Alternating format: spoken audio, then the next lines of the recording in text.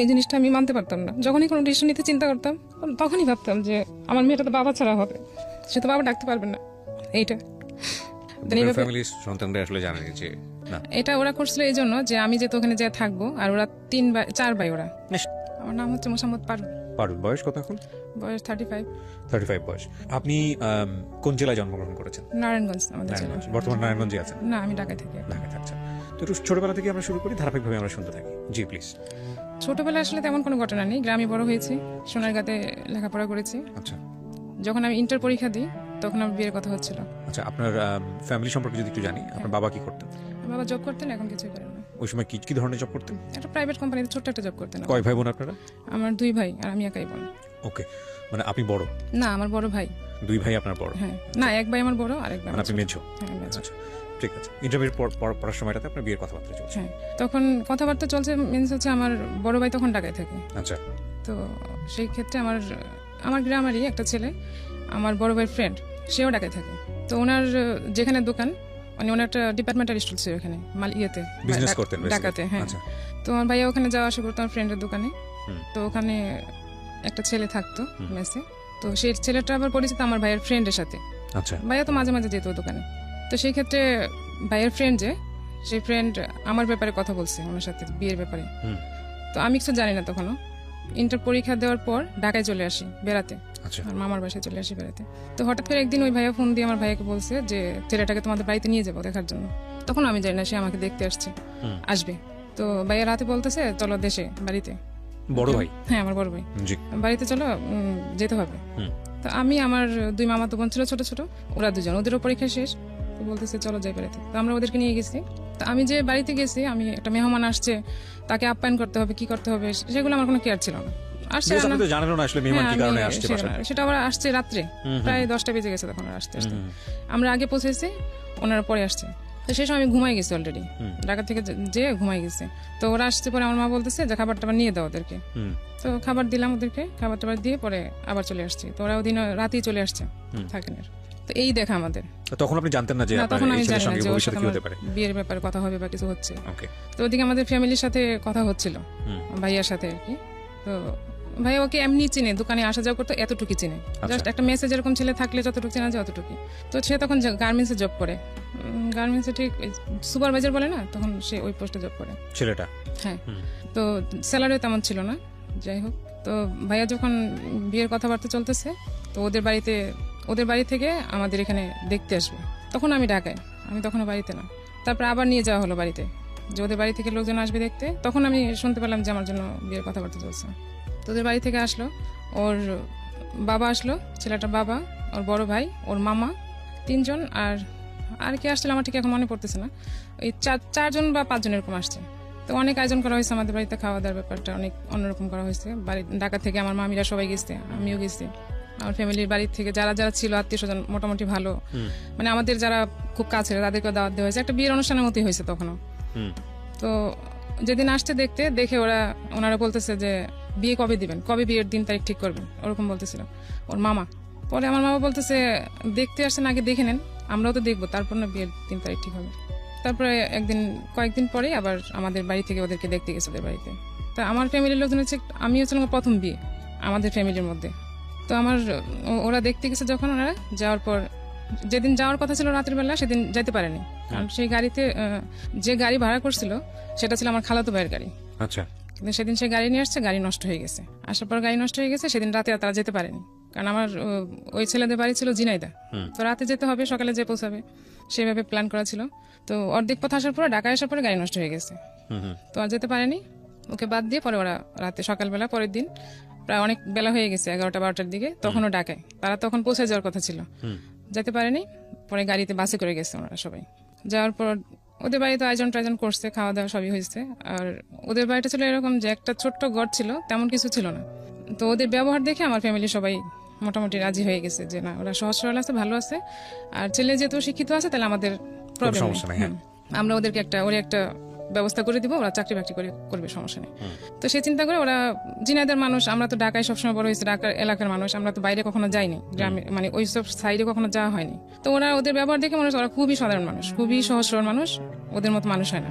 আর ওর একটা বোন ছিল, মানে বোন আছে, ওটা দেখে আবার আমার মামা আমার ভাইয়ের জন্য পছন্দ করে রাখছে, মনে মনে দেখে পছন্দ করে আসছে। তো এটা তখন বলে না, আসার পরে বলছে আর কি। ওইটাই বিশেষ করে চোখে লাগছে বেশি, যে আমরা এখানে আত্মীয় করলে মেয়েটাকে আমরা নিতে পারবো আমাদের বাড়িতে। তো এরকম কথাবার্তা বলে আসছে। আসার পর ওই গ্রামে যখন গেছে, আমার চাচাতো ভাই ছিল একটা, ওনাদের সাথে গেছে দেখতে বিয়েতে। ও চাচাতো ভাই আমাকে পছন্দ করতো, বাট ফ্যামিলিতে বলে না কখনো যে আমাকে পছন্দ করে। আমাকে বলছে যদি আমি রাজি থাকি তাহলে সবাইকে সে মানাবে। বলছে না, আমি আপনাকে ভাই জানি, ভাই, অন্য কিছু না। তো সেই ভাই যে ছেলেটাকে দেখতে গেছে ঝিনাইদহতে, সেই ছেলের চাচার একটা দোকান ছিল ওখানে কাছে। তো চাচার দোকানে যখন গেছে, চাচাকে জিজ্ঞেস করছে ছেলে লেখাপড়া কেমন, কতটুকু করছে, কি আসে বিষয়। তো ও কতটুকু লেখাপড়া করছে আমরা ঠিক জানি না, চাচা বললো এটা। তো এটাই সে আবার আমার ভাই, ওই চাচাতো ভাই বলছে। বলার পরে আমার ফ্যামিলি থেকে কি ওটা মানে নেই যে এটা মিথ্যা কথা হইতে পারে, বা মানে এই চাচাতো ভাই আবার আপনাকে পছন্দ করতো না? হ্যাঁ, ওনার সঙ্গে বিয়ে শাদীর কথাবার্তা ছিল না, সেই কারণে সে আমাকে পছন্দ করতো, সেই কারণে ওকে সন্দেহ করেছে, মিথ্যা কথা ওকে সন্দেহ করছে। এটাই আমার সবাই করছে যে এটা হয়তো মিথ্যা কথা হইতে পারে, সে হয়তো চায় না সেজন্য বলছে। আর খালাতো ভাইকে তো বলছেই যে সেও চায়, সেজন্য সে নষ্ট গাড়ি নিয়ে আসছে, সে চায় না সেখানে যাক, এগুলো বলা হয়েছে। তো এটা নিয়ে ওই চাচাতো ভাই যে বলছে, এটা নিয়ে আমার চাচির মধ্যে, মানে ওই চাচি না, পাড়াপড়শি আরেক চাচির সাথে আমার মার একরকম ঝগড়াই হয়ে গেছে যে সে কেন মিথ্যা কথা বললো এসে। তো দেখা কিন্তু একবারই হয়েছে, একবারই ওদের বাড়িতে গেছে, আর কিন্তু দ্বিতীয়বার যায়নি কখনো দেখা করতে। যেহেতু ছেলে দেখছে এখানে, খুবই ভদ্র, খুবই ভালো, তো ছেলেই চাই, দেখতেও সুন্দর, কোনো প্রবলেম নাই। আমার মা তো অনেক পছন্দ করছে ছেলেকে, এই ছেলের কাছে বিয়ে দেবে। তো কথা ভাবে চলতেছে, মাঝখানে কিছু স্টপ ছিল, কি কারণে আমি জানি না। তো আমি তখন তো গ্রামে চলে গেছি অলরেডি, আর তখন মোবাইল তো অ্যাভেলেবেল ছিল না। তো আমার ভাইয়ের কাছে মোবাইল ছিল, ভাইয়া ঢাকা থাকতো। আর আমাদের বাজারে একটা দোকান ছিল মোবাইলের, কথা বলার জন্য। ওখানে বলাছে যে যখনই যে আসবে ফ্যামিলি থেকে কথা বলতে বা ফোন করলে ডেকে দিবে, আর বিল যা হবে লিখে রাখবে, ভাইয়া ওটা যখনই বাড়ি যাবে তখন দিয়ে দিবে। তো আমি ওখানে, ভাইয়া ফোন দিছে, খবর পাঠাইছে যে তোমার ভাই ফোন দিছে, আমি কথা বলতে গেছি। ওখানে একটা ছেলে ছিল, আমাকে দেখছে, বাট আমি জানি না। তো সে আবার পরের দিন আমার ডিটেলস বের করে আমার চাচাতো বোনের হাজবেন্ডের সাথে বলছে যে মেয়েটা কে, বলেছে তো আমার শালি। ও আবার ভাইয়াটা আবার আমাদের এলাকায়, আমার চাচাতো বোন এলাকায় বিয়ে হয়েছে। পরে বলতেছে মেয়েটা আমার পছন্দ হয়েছে খুব। তো আমরা জানি না, যেহেতু এখানে কথা চলতেছে অলরেডি। তো ওই ছেলেটা আর আমার ভাই দুলাভাই আসছে, আমার মাকে বলতেছে কাকি পারুলকে তো একটা ছেলে পছন্দ করছে, খুব ভালো ছেলে, বিদেশ থাকে, সে বিদেশ থেকে আসছে, অনেক পছন্দ করছে, এখন আপনাদের রাজি থাকেন তাহলে ওদের ফ্যামিলি থেকে দেখতে আসবে।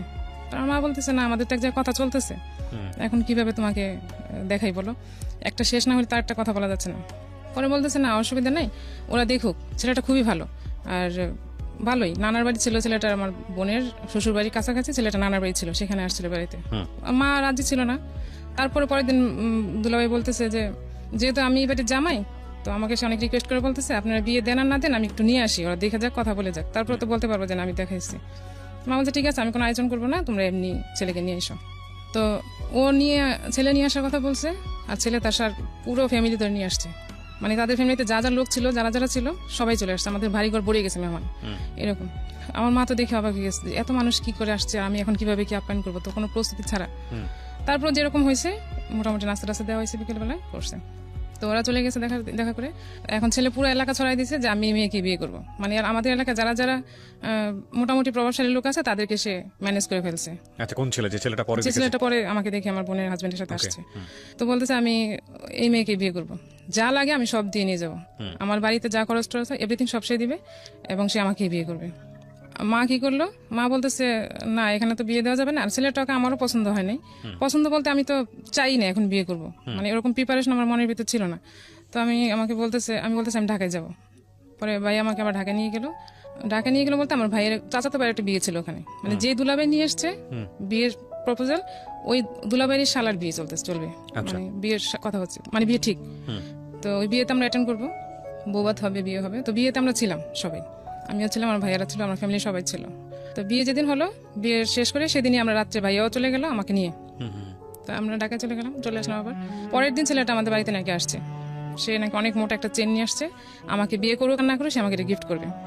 তো আমার মা, আমি তো চলে আসছে, ওরা তো জানে না, ফুল নিয়ে আসছে, কি নিয়ে আসছে আর আমি জানি না। পরে আমাদের বাড়িতে গেছে আমার দুলাভাইয়ের সাথে, পরে বলতেছে ও তো এটা নিয়ে আসছে ওকে দেওয়ার জন্য, বিয়ে করুক আর না করুক সে এটা ওকে গিফট করবে। আর যেদিন সে দেখতে আসছে আমাকে, সেদিন সে অনেক গোল্ড পরে আসছিল, ব্রেসলেট, চেন, অনেক ইমপ্রেস করার জন্য চেষ্টা করছে, হ্যাঁ হয়তোবা। তো সে পরে আসছে, তা চেনটা নিয়ে আসছে, সে আমাকে দিবে। তো আমি তো ছিলাম না, মা বলছে না, ও তো চেন্নি পেও না, আর ও তো নাই এখানে, ও তোর সাথে দেখা হবে কিভাবে। তো ছেলেটা চলে গেছে, আমার সাথে আর দেখা হয়নি, আর কোনো কথা হয়নি। তো আমার মার ইচ্ছা ছিল যে যেটা দেখছে সেখানে বিয়ে হবে, আর যে ছেলেটা পরে আসছে সেই ছেলেটা যে গ্রামের বাড়ি, ওইটা আবার আমার নানার বাড়ির কাছাকাছি। তো ওই এলাকাটা আমাদের পছন্দ না, আমাদের ফ্যামিলি কারোরই পছন্দ না যে ওই এলাকাতে বিয়ে দিব, সারা জীবন খেটে খেটে মরবে এরকম। যাই হোক, এটা গেল। তারপর আমি তো ঢাকায় চলে আসলাম। চলে আসার পর এদিকে বিয়ের কথাবার্তা টোটালি কমপ্লিট, এদিক দিয়ে জিনাইদার যে ছেলেটা, তার সাথে বিয়ের কথাবার্তা কমপ্লিট হয়ে গেছে। তো আমি এর মধ্যে একদিন বলছিলাম ভাইয়াকে যে আমি গার্মেন্টসের ছেলে বিয়ে করবো না, যারা গার্মেন্টসে জব করে আমি এই ছেলে বিয়ে করবো না। তো ভাইয়া আমার সাথে কথা বলেনি সেদিন থেকে আর, যে কেন আমি কথা বললাম।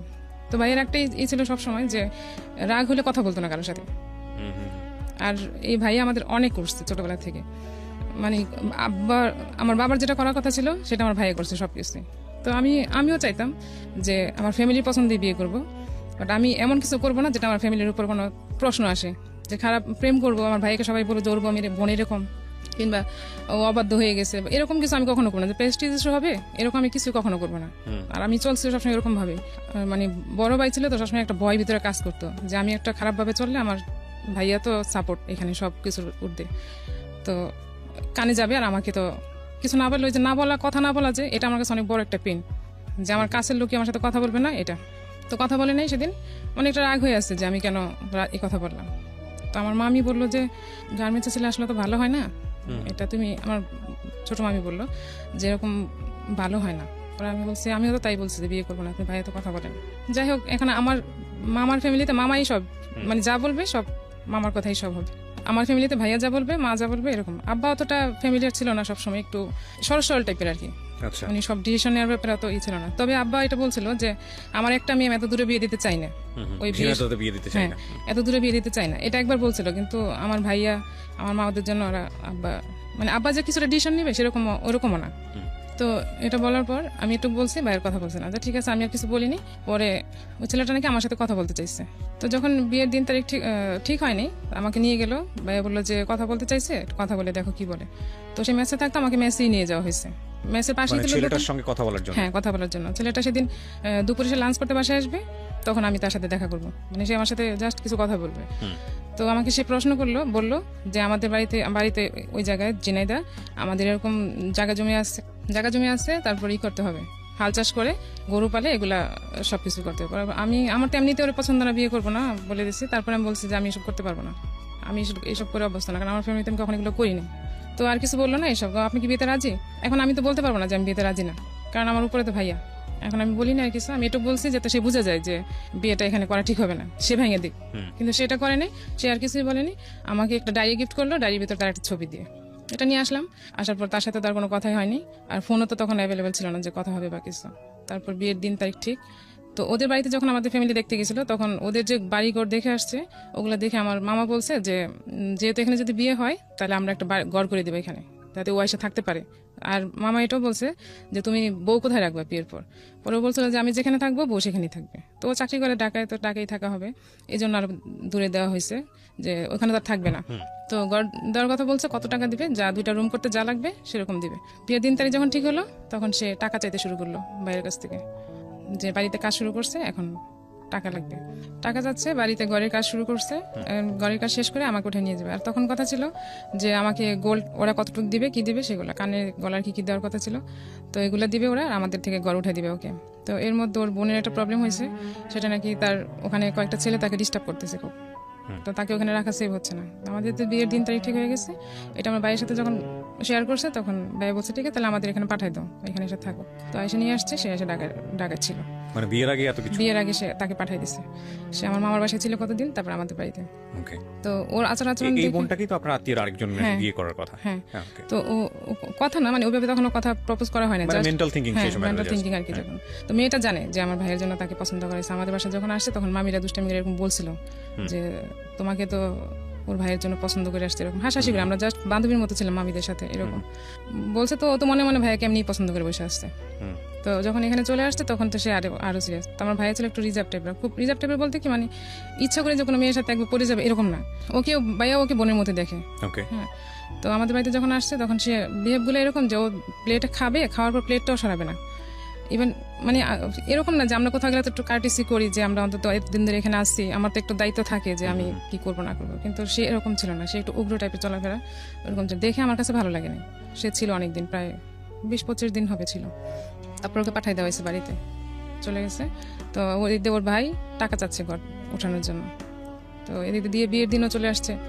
তো বাড়ির কাজ মোটামুটি হয়েছে, মোটামুটি বলতে শুধু ইট দিয়ে রাখছে, কোনো জানলাও তৈরি করা হয়নি, সেগুলো তো আমরা জানি না, কেউ যায় না ওদের এখানে দেখতে। মানে তখন পর্যন্ত আপনাদের বিয়ের কোনো ধরনের কোনো ফর্মালিটিস হয়নি? না, বিয়ের শুধু formalities মৌখিক হয়নি। কথাবার্তা। মৌখিক মানে দিন তারিখ পাকা হয়ে গেছে। তো এগুলো তো এক ধরনের যৌতুক। হ্যাঁ, এখন এটা তো আমরা ফ্যামিলিতে ভাবছি যে আমাদের দিতেই হবে, বলে আসছে, আমরা নিজেরাই বলে আসছে, আমাদের তো নিজেরাই দিতে হবে। তো মানে দিতেই হবে বলে আসছে, বিষয়টা আসলে প্রয়োজন ছিল কিনা? প্রথম কথা হচ্ছে যে আমাদের বিয়ের যে সংস্কৃতি সেখানে কিন্তু বিষয়গুলো এভাবেই হয়। হ্যাঁ, একটা সময় গ্রামাঞ্চলে প্রচলিত ছিল ডিমান্ড, ছেলের ডিমান্ড কি? ছেলের demand।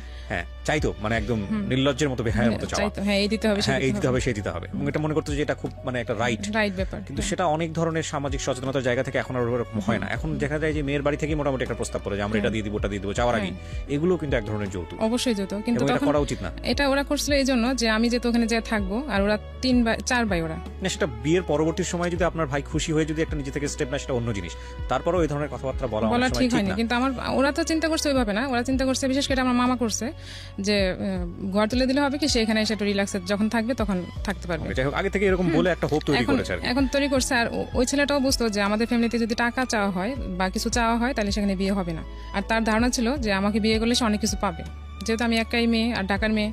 ঠিক আছে, আমরা ধারাবাহিকভাবে শুনতে থাকি। তারপর কি হলো? এরকম চিন্তা ভাবনা। পয়সা করে আপনারা দিয়ে দিলেন না আগে? না, ও ভাইয়া আসলে একবারে যদি না দেওয়া লাগে, আমাকে যদি আস্তে আস্তে দিয়ে দিতে হয় তাহলে তো আমার জন্য ভালো। তো ভাইয়াও কিছু মনে করে না, টাকাটা দিচ্ছে, কিন্তু আমার কাছে এটা পছন্দ হয়নি তখন, যে সে বিয়ের আগে টাকা চাচ্ছে, টাকা নিয়ে ঘর তুলবে, এরকম তো ঠিক না। তো বিয়ের দিন চলে আসছে, তারিখ চলে আসছে বিয়ের কাছাকাছি, এখন বিয়ে শপিং করতে হবে। বিয়ে শপিং এর জন্য ভাইয়ের কাছে টাকা নিচ্ছে, ওই ঘরের টাকা দিয়ে সে শপিং করছে। বিয়ের দিন বলতে কি আমাদের বিয়ের কাবিন করে রাখা হবে, আর সে পরে উঠায় নিয়ে আসবে, মানে ঘরের কাজটা পুরোপুরি কমপ্লিট হলে তখন সে উঠে নিয়ে আসবে। তো কাবিন করতে আসছে, সেখানে আমাকে শুধু দেওয়া হয়েছিল একটা নাকফুল, আর নাকফুল দেওয়া হয়েছে, হ্যাঁ নাকফুল আর টাংটি দেওয়া হয়েছিল। আপনাকে ওয়ার্ড কি দিয়েছিল, কি কি দিবে আপনাকে? ওকে দেওয়া হয়েছে, ওদের সাথে আমার ফ্যামিলির সাথে কথা হয়েছিল যে সে গলার আর হাতের কি কি যেন দিবে, আমার সঠিক মনে নেই এখন কি কি দেওয়ার কথা। এরকম কোনো ওয়াদা কি ছিল যে আপনাকে এত ভরি গোল্ড দিতে হবে? ওরকম ছিল। এগুলো বিয়ের ক্ষেত্রে ঠিক না। এগুলো মানে আমরা আমাদের সামাজিক রীতিতে এই জিনিসগুলো করে থাকি, বিশেষ করে এখন যে জিনিসটা খুব বেশি প্র্যাকটিস হয় সেটা হচ্ছে দেনমোহরের জায়গাটাতে। যদিও এটা নিয়ে অনেক ধরনের কথা আছে, তবে এটা এমন পর্যায়ে চলে গেছে যে এটা এক ধরনের বলা যেতে পারে শো অফের জায়গাটাও চলে গেছে, যে কত বেশি দেনমোহর ধরা যায়। যদিও এটা অনেক ক্ষেত্রে অনেকে মনে করেন লজিক, কারণটা হচ্ছে একটা মেয়ের যদি একটা আর্থিক নিশ্চয়তার জায়গাটা এটা, কিন্তু একটা ছেলের সামর্থ্যের জায়গাটাও তো অনেক বেশি চিন্তা করার প্রয়োজন। যাই হোক, সেগুলো আসলে অন্য ধরনের ডিবেট। তারপরে কি হলো? তারপর যখন সে না, এটা তখন ওরা বলছে যে তুমি কি দিতে পারবা, এরকম বলেন, তোমাকে এত দিতেই হবে, এরকম করে আমার ফ্যামিলি বলে। তো সে বলছে আমি এতটুকু দিব, তো এতটুকু দিবে, কথা হয়েছে। এখন বিয়ের কাবিনের দিন সে দিবে না, এটা উঠায় যখন নিয়ে যাবে তখন দিবে। তো কাবিনের দিন আসছে ওর ফ্যামিলি থেকে যারা যারা আসার, আমার বাড়িতে পুরাই একটা বিয়ের আয়োজন হয়েছে যেদিন কাবিন হবে সেদিন।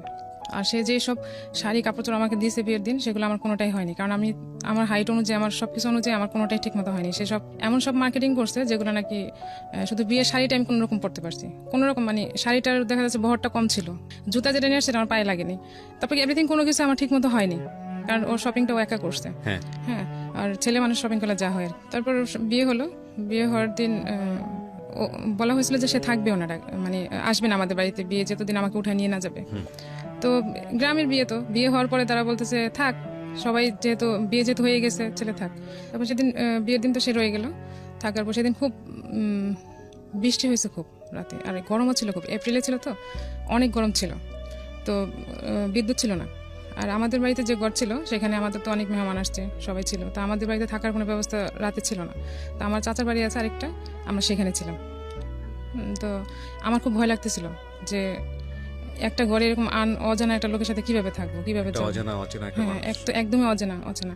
তো আমার খুবই ভয় লাগতেছিল। আমার প্রত্যেকটা মানুষের একটা ড্রিম থাকে না, আমরা কিন্তু একটা মানে ম্যাচিউর বলি বা একটা ম্যাচিউর বয়সে সবার একটা স্বপ্ন থাকে না, বিয়ের স্টার্টিং সময়টা যে মানুষটা আমার জীবনে আসবে সেই মানুষটাকে নিয়ে খুব সুন্দর একটা চিন্তা করা, এরকম একটা স্বপ্ন কিন্তু প্রত্যেকটা মানুষ, আমি যদি জানি মেয়েদের মনে একেবারে খুব টিনেজ বয়স থেকে শুরু হয় থাকে। হ্যাঁ, আমার ছিল হয়তো অতটা থাকে না। আমার ছিল এরকম যে আমি এটা কখনোই চিন্তা করিনি আর মানতেও পারিনি যে বিয়ের প্রথম রাত আমি আমার বাবার বাড়িতে থাকবো।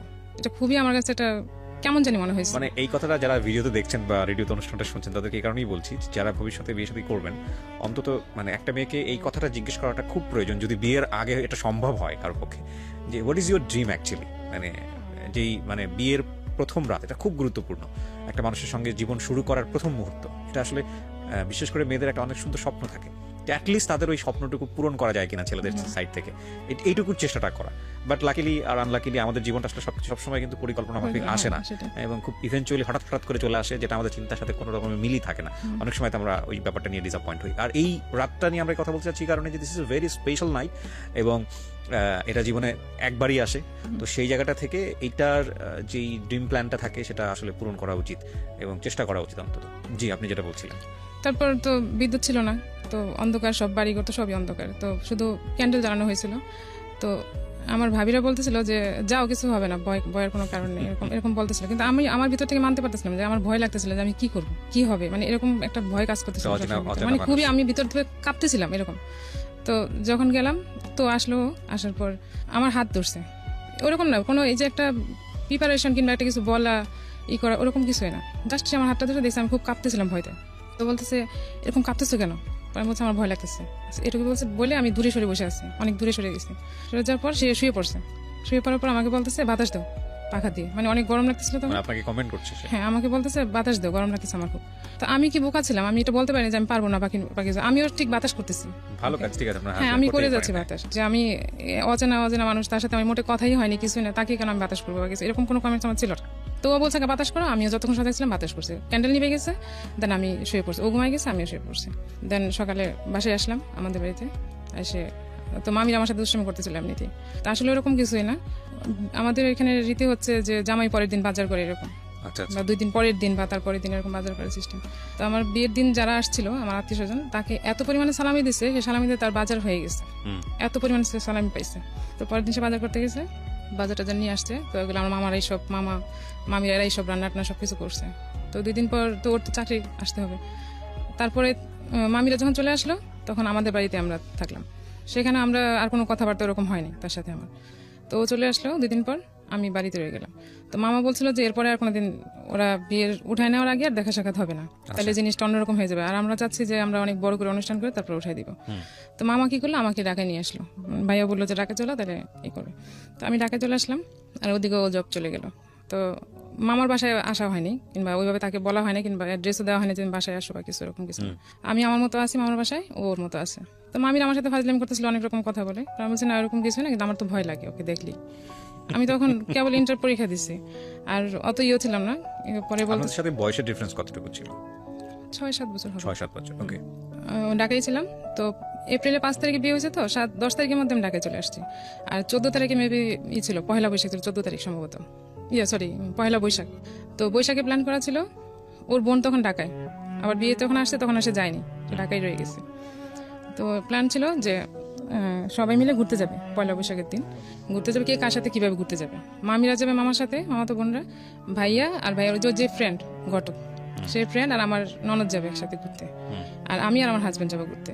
তো সে আমাকে ফোন দিল ভাইয়ের মোবাইলে পয়লা বৈশাখের 2 দিন আগে, মানে 2 দিন আগে না 1 দিন আগে যেন, ফোন দিয়ে আমাকে জিজ্ঞেস করতেছে আমি তার সাথে কি ঘুরতে যাব, মানে ওরা যে প্ল্যান করছে আমার ফ্যামিলি থেকে, সেটা কি আমি যাব নাকি না হলে সে দেশে চলে যাবে। সে আমার প্ল্যানটা, ওর প্রশ্নটা ছিল এরকম যে সবাই তো প্ল্যান করছে ঘুরতে যাওয়ার জন্য, তুমি কি যাবা, নাইলে আমি বাড়ি যাবো। কথাটা তো এরকম হওয়া উচিত ছিল না, রাইট? ডেফিনেটলি এটা আমার খুবই লাগছে তখন, কিন্তু যদিও আমি এটা কিছু মনে করি না, কিন্তু আমার কাছে কিন্তু ভিতর খারাপ লাগছে যে এরকম কেন হবে, কথাটা তো এরকম হওয়া উচিত না। তো আমি আর কিছু বলিনি, আমি বলছি যে সবাই যেভাবে ডিসিশন নেয় আমিও সেইভাবেই যাবো। তো পয়লা বৈশাখ দিন ভাই আমাকে বাইকে করে নামাই দিয়ে আসলো ওর মেসের কাছে, ওর ওখানে। তো ওখান থেকে আমরা ঘুরতে যাবো একসাথে, ও গেছে, আমি গেছি, ওর সাথে ওর 2টা ফ্রেন্ড। তো 2টা ফ্রেন্ডকে সাথে নিয়ে গেছে, আমরা প্রথমে গেলাম সংসদ ভবনে। নিয়ে যাওয়ার পর সে ওখানে ওদের সাথে খুব আড্ডা দিচ্ছে, আমি যে একটা মেয়ে মানুষ বা ওইখানে তার সাথে আছি, হ্যাঁ আমাকে ওভারলুক করতেছে, আর আমি মানে তার পিছনে পিছনে হাঁটতেছি এরকম, মানে ওরা খুব মজা করতেছে আর আমি একা একা, মানে খুব লোনলি ফিল করতেছিলাম বিষয়টা। তো এটা হ্যাঁ, তো আমি এটা এসে অ্যাকসেপ্ট করতে পারিনি। মামিদের সাথে বলছি যে মামি এরকম হয়েছে। তো বলার পরে মামার ওকে ডাকছে, ওকে বলছে যে তুমি এরকম ওরে নিয়ে গেছো, নিয়ে যে তোমার এরকম ইনসাল্ট কেন করছো, তোমার ফ্রেন্ডদের সাথে তুমি কেন ওকে নিয়ে গেছো, তুমি ওদেরকে নিয়ে যেতে আগে পরে নিয়ে যেতে, তোমরা ফার্স্ট টাইম ঘুরতে গেছো একসাথে, তোমার তো ওকে টাইম দেওয়া উচিত ছিল, না দিয়ে তুমি কেন ওর সাথে ওদেরকে নিয়ে যায়, ওরে একা একা ফেলা রেখে এরকম ঘুরছে, তোর কাছে ভালো লাগে না। তো আমার কাকা আসছিল একটা, আমার ভাইয়া আর আমার মামা, তখন আমাকেও নিয়ে যাওয়া হয়েছিল না কি গেছিলাম, হ্যাঁ আমিও গেছিলাম। তো ও সবার সামনে ওই ভাইয়ার ওই দোকানের পিছনে ওনার থাকার জায়গা ছিল, ওইখানে বসে এই গল্প করা হয়েছে এটা, যে এই কথাগুলো হয়েছে। হ্যাঁ, যখন আমি পয়লা বৈশাখ তার সাথে দেখা করতে গেলাম, পাশে আরেকটা পরিচিত ওর ভাবি, মানে কথিত ভাবি আর কি, পাশে ছিল পরিচিত, ওনার রুমে নিয়ে আমাকে বসাইলো। তো ওখানে একটা মহিলা আমাকে দেখতে আসছে, খুব উৎসাহ নিয়ে আমাকে দেখতে আসছে। তো আমি তো আর চিনি না কাউরি ওখানকার। তো আমরা তো এই পার্টটা বললাম, যে তারপর সে সরি টরি বলছে, মাপ চাইছে সবার কাছে, না নেক্সট টাইম এরকম হবে না, সব ঠিক হয়ে যাবে, এরপর থেকে আর আমার ভুল হবে না। মানে উনিও সামহাও হ্যাপি ছিল না, আপনি তো হ্যাপি ছিলেন না, উনিও ওনার জায়গা থেকে যে আপনাকে একটু কনভিন্স করবে বা যেরকম হওয়া উচিত জামাইয়ের আচরণ সেরকম ছিল না, টোটালি ছিল না, একদমই ছিল না। তারপর দেখে চলে গেল, তারপর তো সরি টরি বলা হয়ে গেছে, আর নেক্সট এরকম হবে না এরকম বলে। দেন তার মানে তাকে ভুলটা বলা হয়েছে, তোমার ভুলগুলো এরকম হয়েছে, ঠিক আছে আর হবে না। তো আমরা যে মেসে সবাই গেছি, পাশে যে কথাবার্তা হয়েছে, তার মেসে অনেকেই জানছে এটা, যে ওর এখানে এরকম একটা ছোট বৈঠকের মতো হয়েছে, ওর একটু প্রবলেম হয়েছে। তো ওর যে মেসে বুয়া রান্না করতো, সেই বুয়া নাকি তাকে বলছে, এই মেয়েকে তো তুমি রাখতে পারবে না, তোমার যেভাবে হোক তাকে আটকাইতে হবে, তুমি যদি ওর সাথে সংসার করতে চাও। তখনও তার সাথে আমার কোনো রকম কোনো স্বামী স্ত্রী যে সম্পর্ক, সেটা কখন হয়নি তার সাথে আমার কোনো রকম। তো প্রায় বিয়ের তো 15 দিন হয়ে গেছে, এটা 15 দিন হয়ে গেছে, আমি ঢাকায়, ও ঢাকায়, আর বাসায় আসা তার নিষেধ, সে বাসায় আসতে পারবে না। এরকম বলার পরে সে মাথার ভিতরে এটা নিচ্ছে যে আমাকে তো তাকে আটকাইতে হবে। তখন আর কিছু বলেনি। তো বিয়ের পরে সে তো আমাকে উঠাই নিবে আগে, তাদের বাড়িতে নিয়ে যাবে, দেন তারপর না তার ডিসিশন। যাই হোক, এখন বিয়ে হচ্ছে, সে আমাদের বাড়িতে আসে নাই এর মধ্যে। আর বিয়ের পয়লা বৈশাখের পরে আরো 15 দিন, মেবি 15 দিন পরে সে একদিন ছুটি পাইছে অফিস থেকে। তো সে সম্ভবত ওই ঘটক ভাইয়াকে বলছে যে শ্বশুর বাড়িতে যাবে আমাকে নিয়ে। তো সে আমাকে বলছে যে আমাকে নিয়ে যাবে।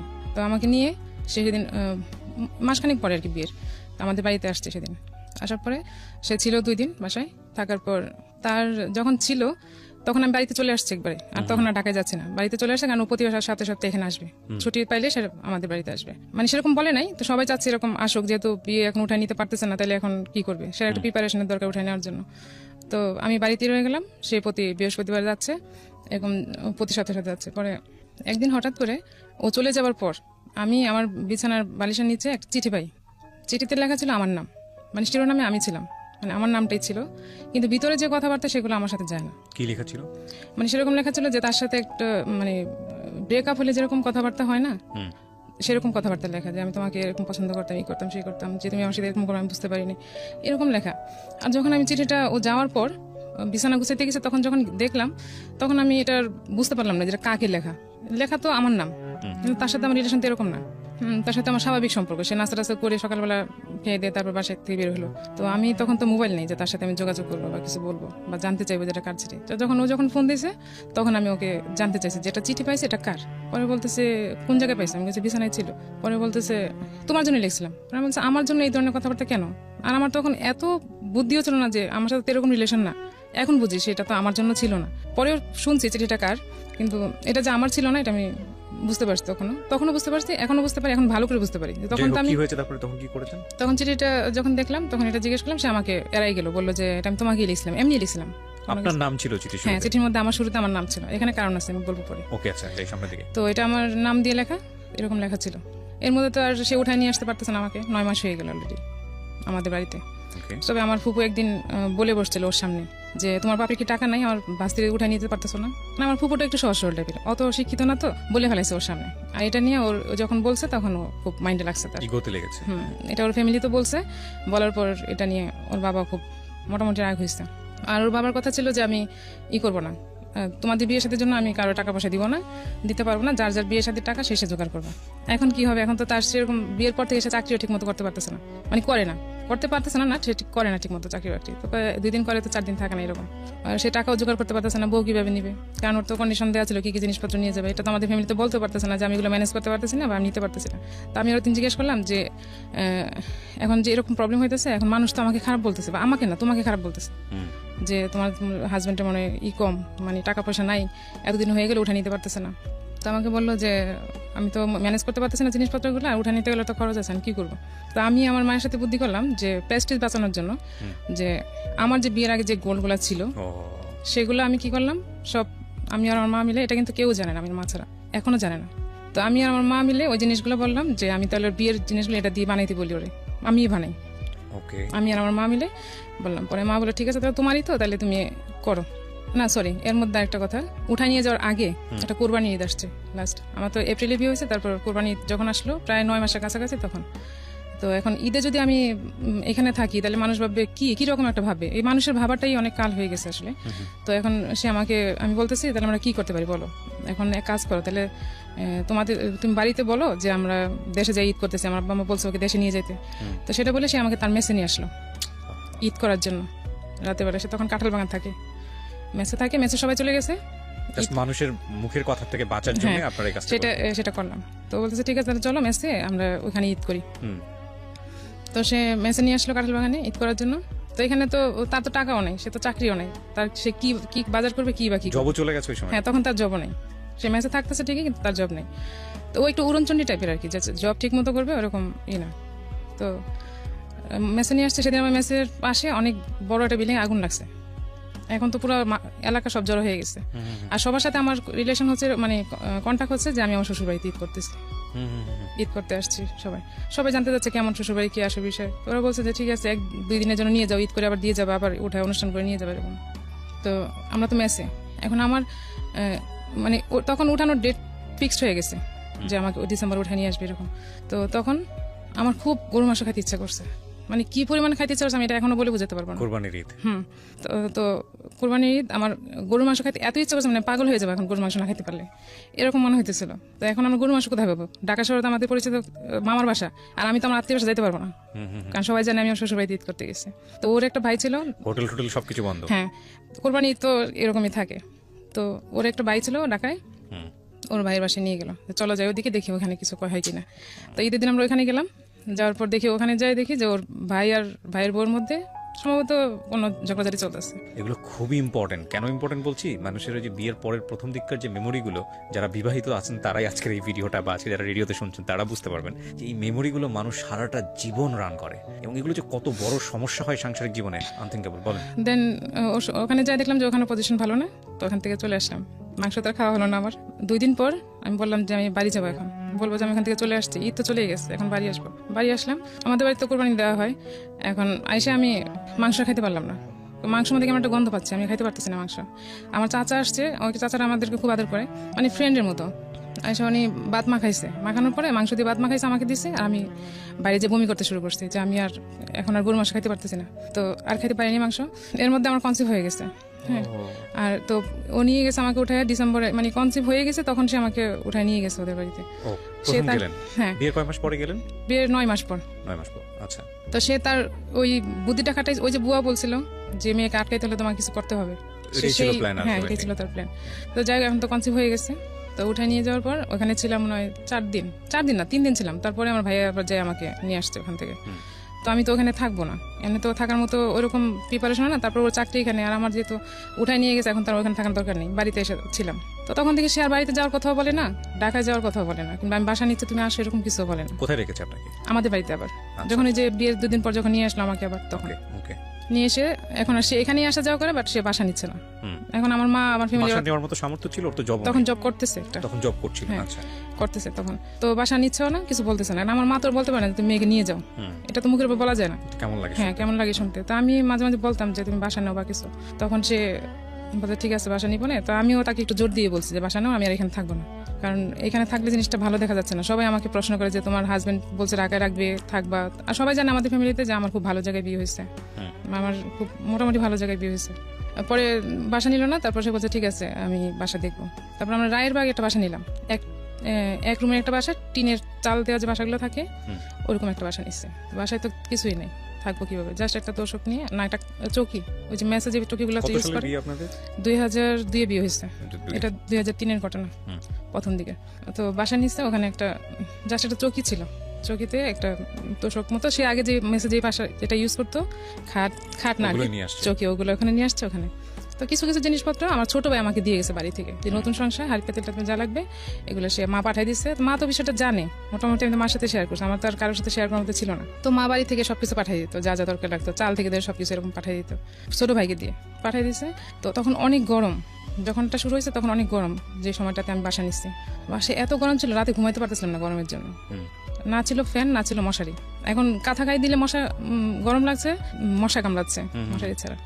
তো এরকম পরিস্থিতির মধ্যে ছিলাম। তো এর মধ্যে ভাই একদিন আসলে হঠাৎ করে দুপুরবেলা আমাকে ফোন দিয়ে, আসার পর ফোন ছিল না আমার কাছে, ভাই হঠাৎ করে আসছে। ভাই যখন ঘরে এসে বসছে তখন ভাই অজরে ঘামতে শুরু করছে। তখন ভাই বলতেছে এই করে কিভাবে থাকতেছিস তুই? ভাইয়ের সাথে সাথে ফ্যান আর মশারি এগুলো কিনে দিয়ে গেছে আমাকে। যাক, ফ্যান মশারি দিয়ে গেছে, তো আমি তো মোটামুটি একটু রিল্যাক্স হয়েছি। তখন কিন্তু আমি কনসিভ করা অলরেডি 3 বা 4 মাস সম্ভবত। তো এই বাসায় ফ্যামিলি মেম্বাররা জানতো বিষয়টা? ওকে। তো তখন আমি 4 মাস আর বাসাটা নিচে 1 মাস এখানে ছিলাম। জানি এই বাসাতে আর থাকতে পারতেছি না, কি জন্য জানি না। জানি না, পরিবেশটা তো ভালো না। আর যে ঘটক ছিল, যে ওনার এক ভাই ছিল সেই এলাকাতেই কাছাকাছি, তো ওনার আবার ফ্ল্যাট বাসা ছিল, তো উনি এক রুম সাবলেট দিয়েছে আমাদেরকে। তো ওখানে আবার 1 মাস বাসায় ছিলাম। তো ওখান থেকে সে জব করে, আমি কি আপনার লেখাপড়া বন্ধ হয়ে গেছে? হ্যাঁ, তখন তোমার লেখাপড়া বন্ধ হয়ে গেছে অলরেডি। বাসায় যখন সে আমাকে রেখে অফিসে যায়, আমি সারাদিন ঘুমাই। তখন আমি শুধু ঘুমাইতাম, আর ও রাতে আসার আগে রান্না করতাম, খাইতাম। তারপর একদিন হঠাৎ করে তার ট্রাঙ্ক থাকে না মেসের বাসায়, এরকম ট্রাঙ্ক ছিল একটা। ট্রাঙ্কের মধ্যে তার সার্টিফিকেট দেখতে পেলাম আমি। আর তার মধ্যে আবার তার বোন যখন আমাদের বাসায় ছিল, তখন আমি ওকে বলছিলাম একদিন, ওই যে আমার ভাই বলছিল যে ও লেখাপড়া কতটুকু জানে না, তখন আমি আমার ভিতরে হলো যে একটা লোক লেখাপড়া কতটুকু করে এলাকার লোক জানার কথা, এলাকার লোক না যে তার চাচা, আইডিয়া তো থাকবে। তখন ওর বোনকে জিজ্ঞেস করেছিলাম তোর ভাই লেখাপড়া কতটুকু করছিল। তো বলছে ভাইয়া তুমি ম্যাট্রিক পাস করছে এখান থেকে, আর ঢাকায় যে লেখাপড়া করছে কিনা আমি জানি না। তাহলে জিনিসটা তো পুরোই ডাউট মনে হয়েছে। তো আমি তার সার্টিফিকেট যেগুলো দেখলাম, তার ওটুক সার্টিফিকেটই দেখছি, এসএসসি, আর বাকিগুলো দেখছি শুধু ফটোকপি। আপনি ইন্টারমিডিয়েট পাস করে বিয়ে করেছেন? হ্যাঁ, আমার ইন্টারমিডিয়েট না, আমি পাস করতে পারিনি তখন। মানে আপনি পরীক্ষা দিচ্ছিলেন এরকম? পরীক্ষা, হ্যাঁ, আমার পরীক্ষা হয়েছে। তো আমি সার্টিফিকেট যেগুলো দেখলাম, একটাই শুধু অরিজিনাল সার্টিফিকেট দেখলাম, আর বাকিগুলো শুধু ফটোকপি করা দেখলাম, ওগুলো আর বাকিগুলো দেখিনি। তাই আমি একদিন জিজ্ঞেস করলাম যে তোমার সার্টিফিকেট একটা, বাকিগুলো কোথায়? পরে বলতেছে আছে। আমি বলতে তুমি আমার সাথে মিথ্যা কথা বলছো, তোমার সার্টিফিকেট নাই। সেই জিনিসটাকে হাসি উড়াই দিল। তো আমি ভাইকে বলছি, ফ্যামিলিতে বলছি যে ওইরকম লেখাপড়া করেনি, কিন্তু বলছি লেখাপড়া করছে। পরে ভাই বলছে না, আমি তোর সার্টিফিকেট দেখছি, ওই যে ফটোকপি দেখছি। ভাই তো আর জানে না যে এগুলা ভুয়া হইতে পারে। আমাদের তো এরকম টেন্ডেন্সি ছিল না যে ভুয়া জিনিস দিয়ে এরকম কিছু করতে পারে বা কিছু। তো ওগুলো ওরা বলছে যে না, আমি দেখছি, ওর কাছে চাকরির জন্য অ্যাপ্লাই করছে, ওগুলো তো দেখছি। তো ওইটা আমার সাথে স্বীকার করলো না। তো এখন আর কি বলবো, এখন বেশি ছড়াইতে গেলে জিনিসটা আমার উপরই আসতেছে, কারণ আমার হাজবেন্ড, তারপর আমার এদিকে আমার বাচ্চা হবে অলরেডি। এগুলো তো আমি কারোর সাথে বলে আমার প্রেস্টিজে লাগতেছে। এখন আমিও কারোর সাথে, আমিও চুপ হয়ে গেলাম, আমি আর কিছু বলছি না। তো জব করতেছে করো।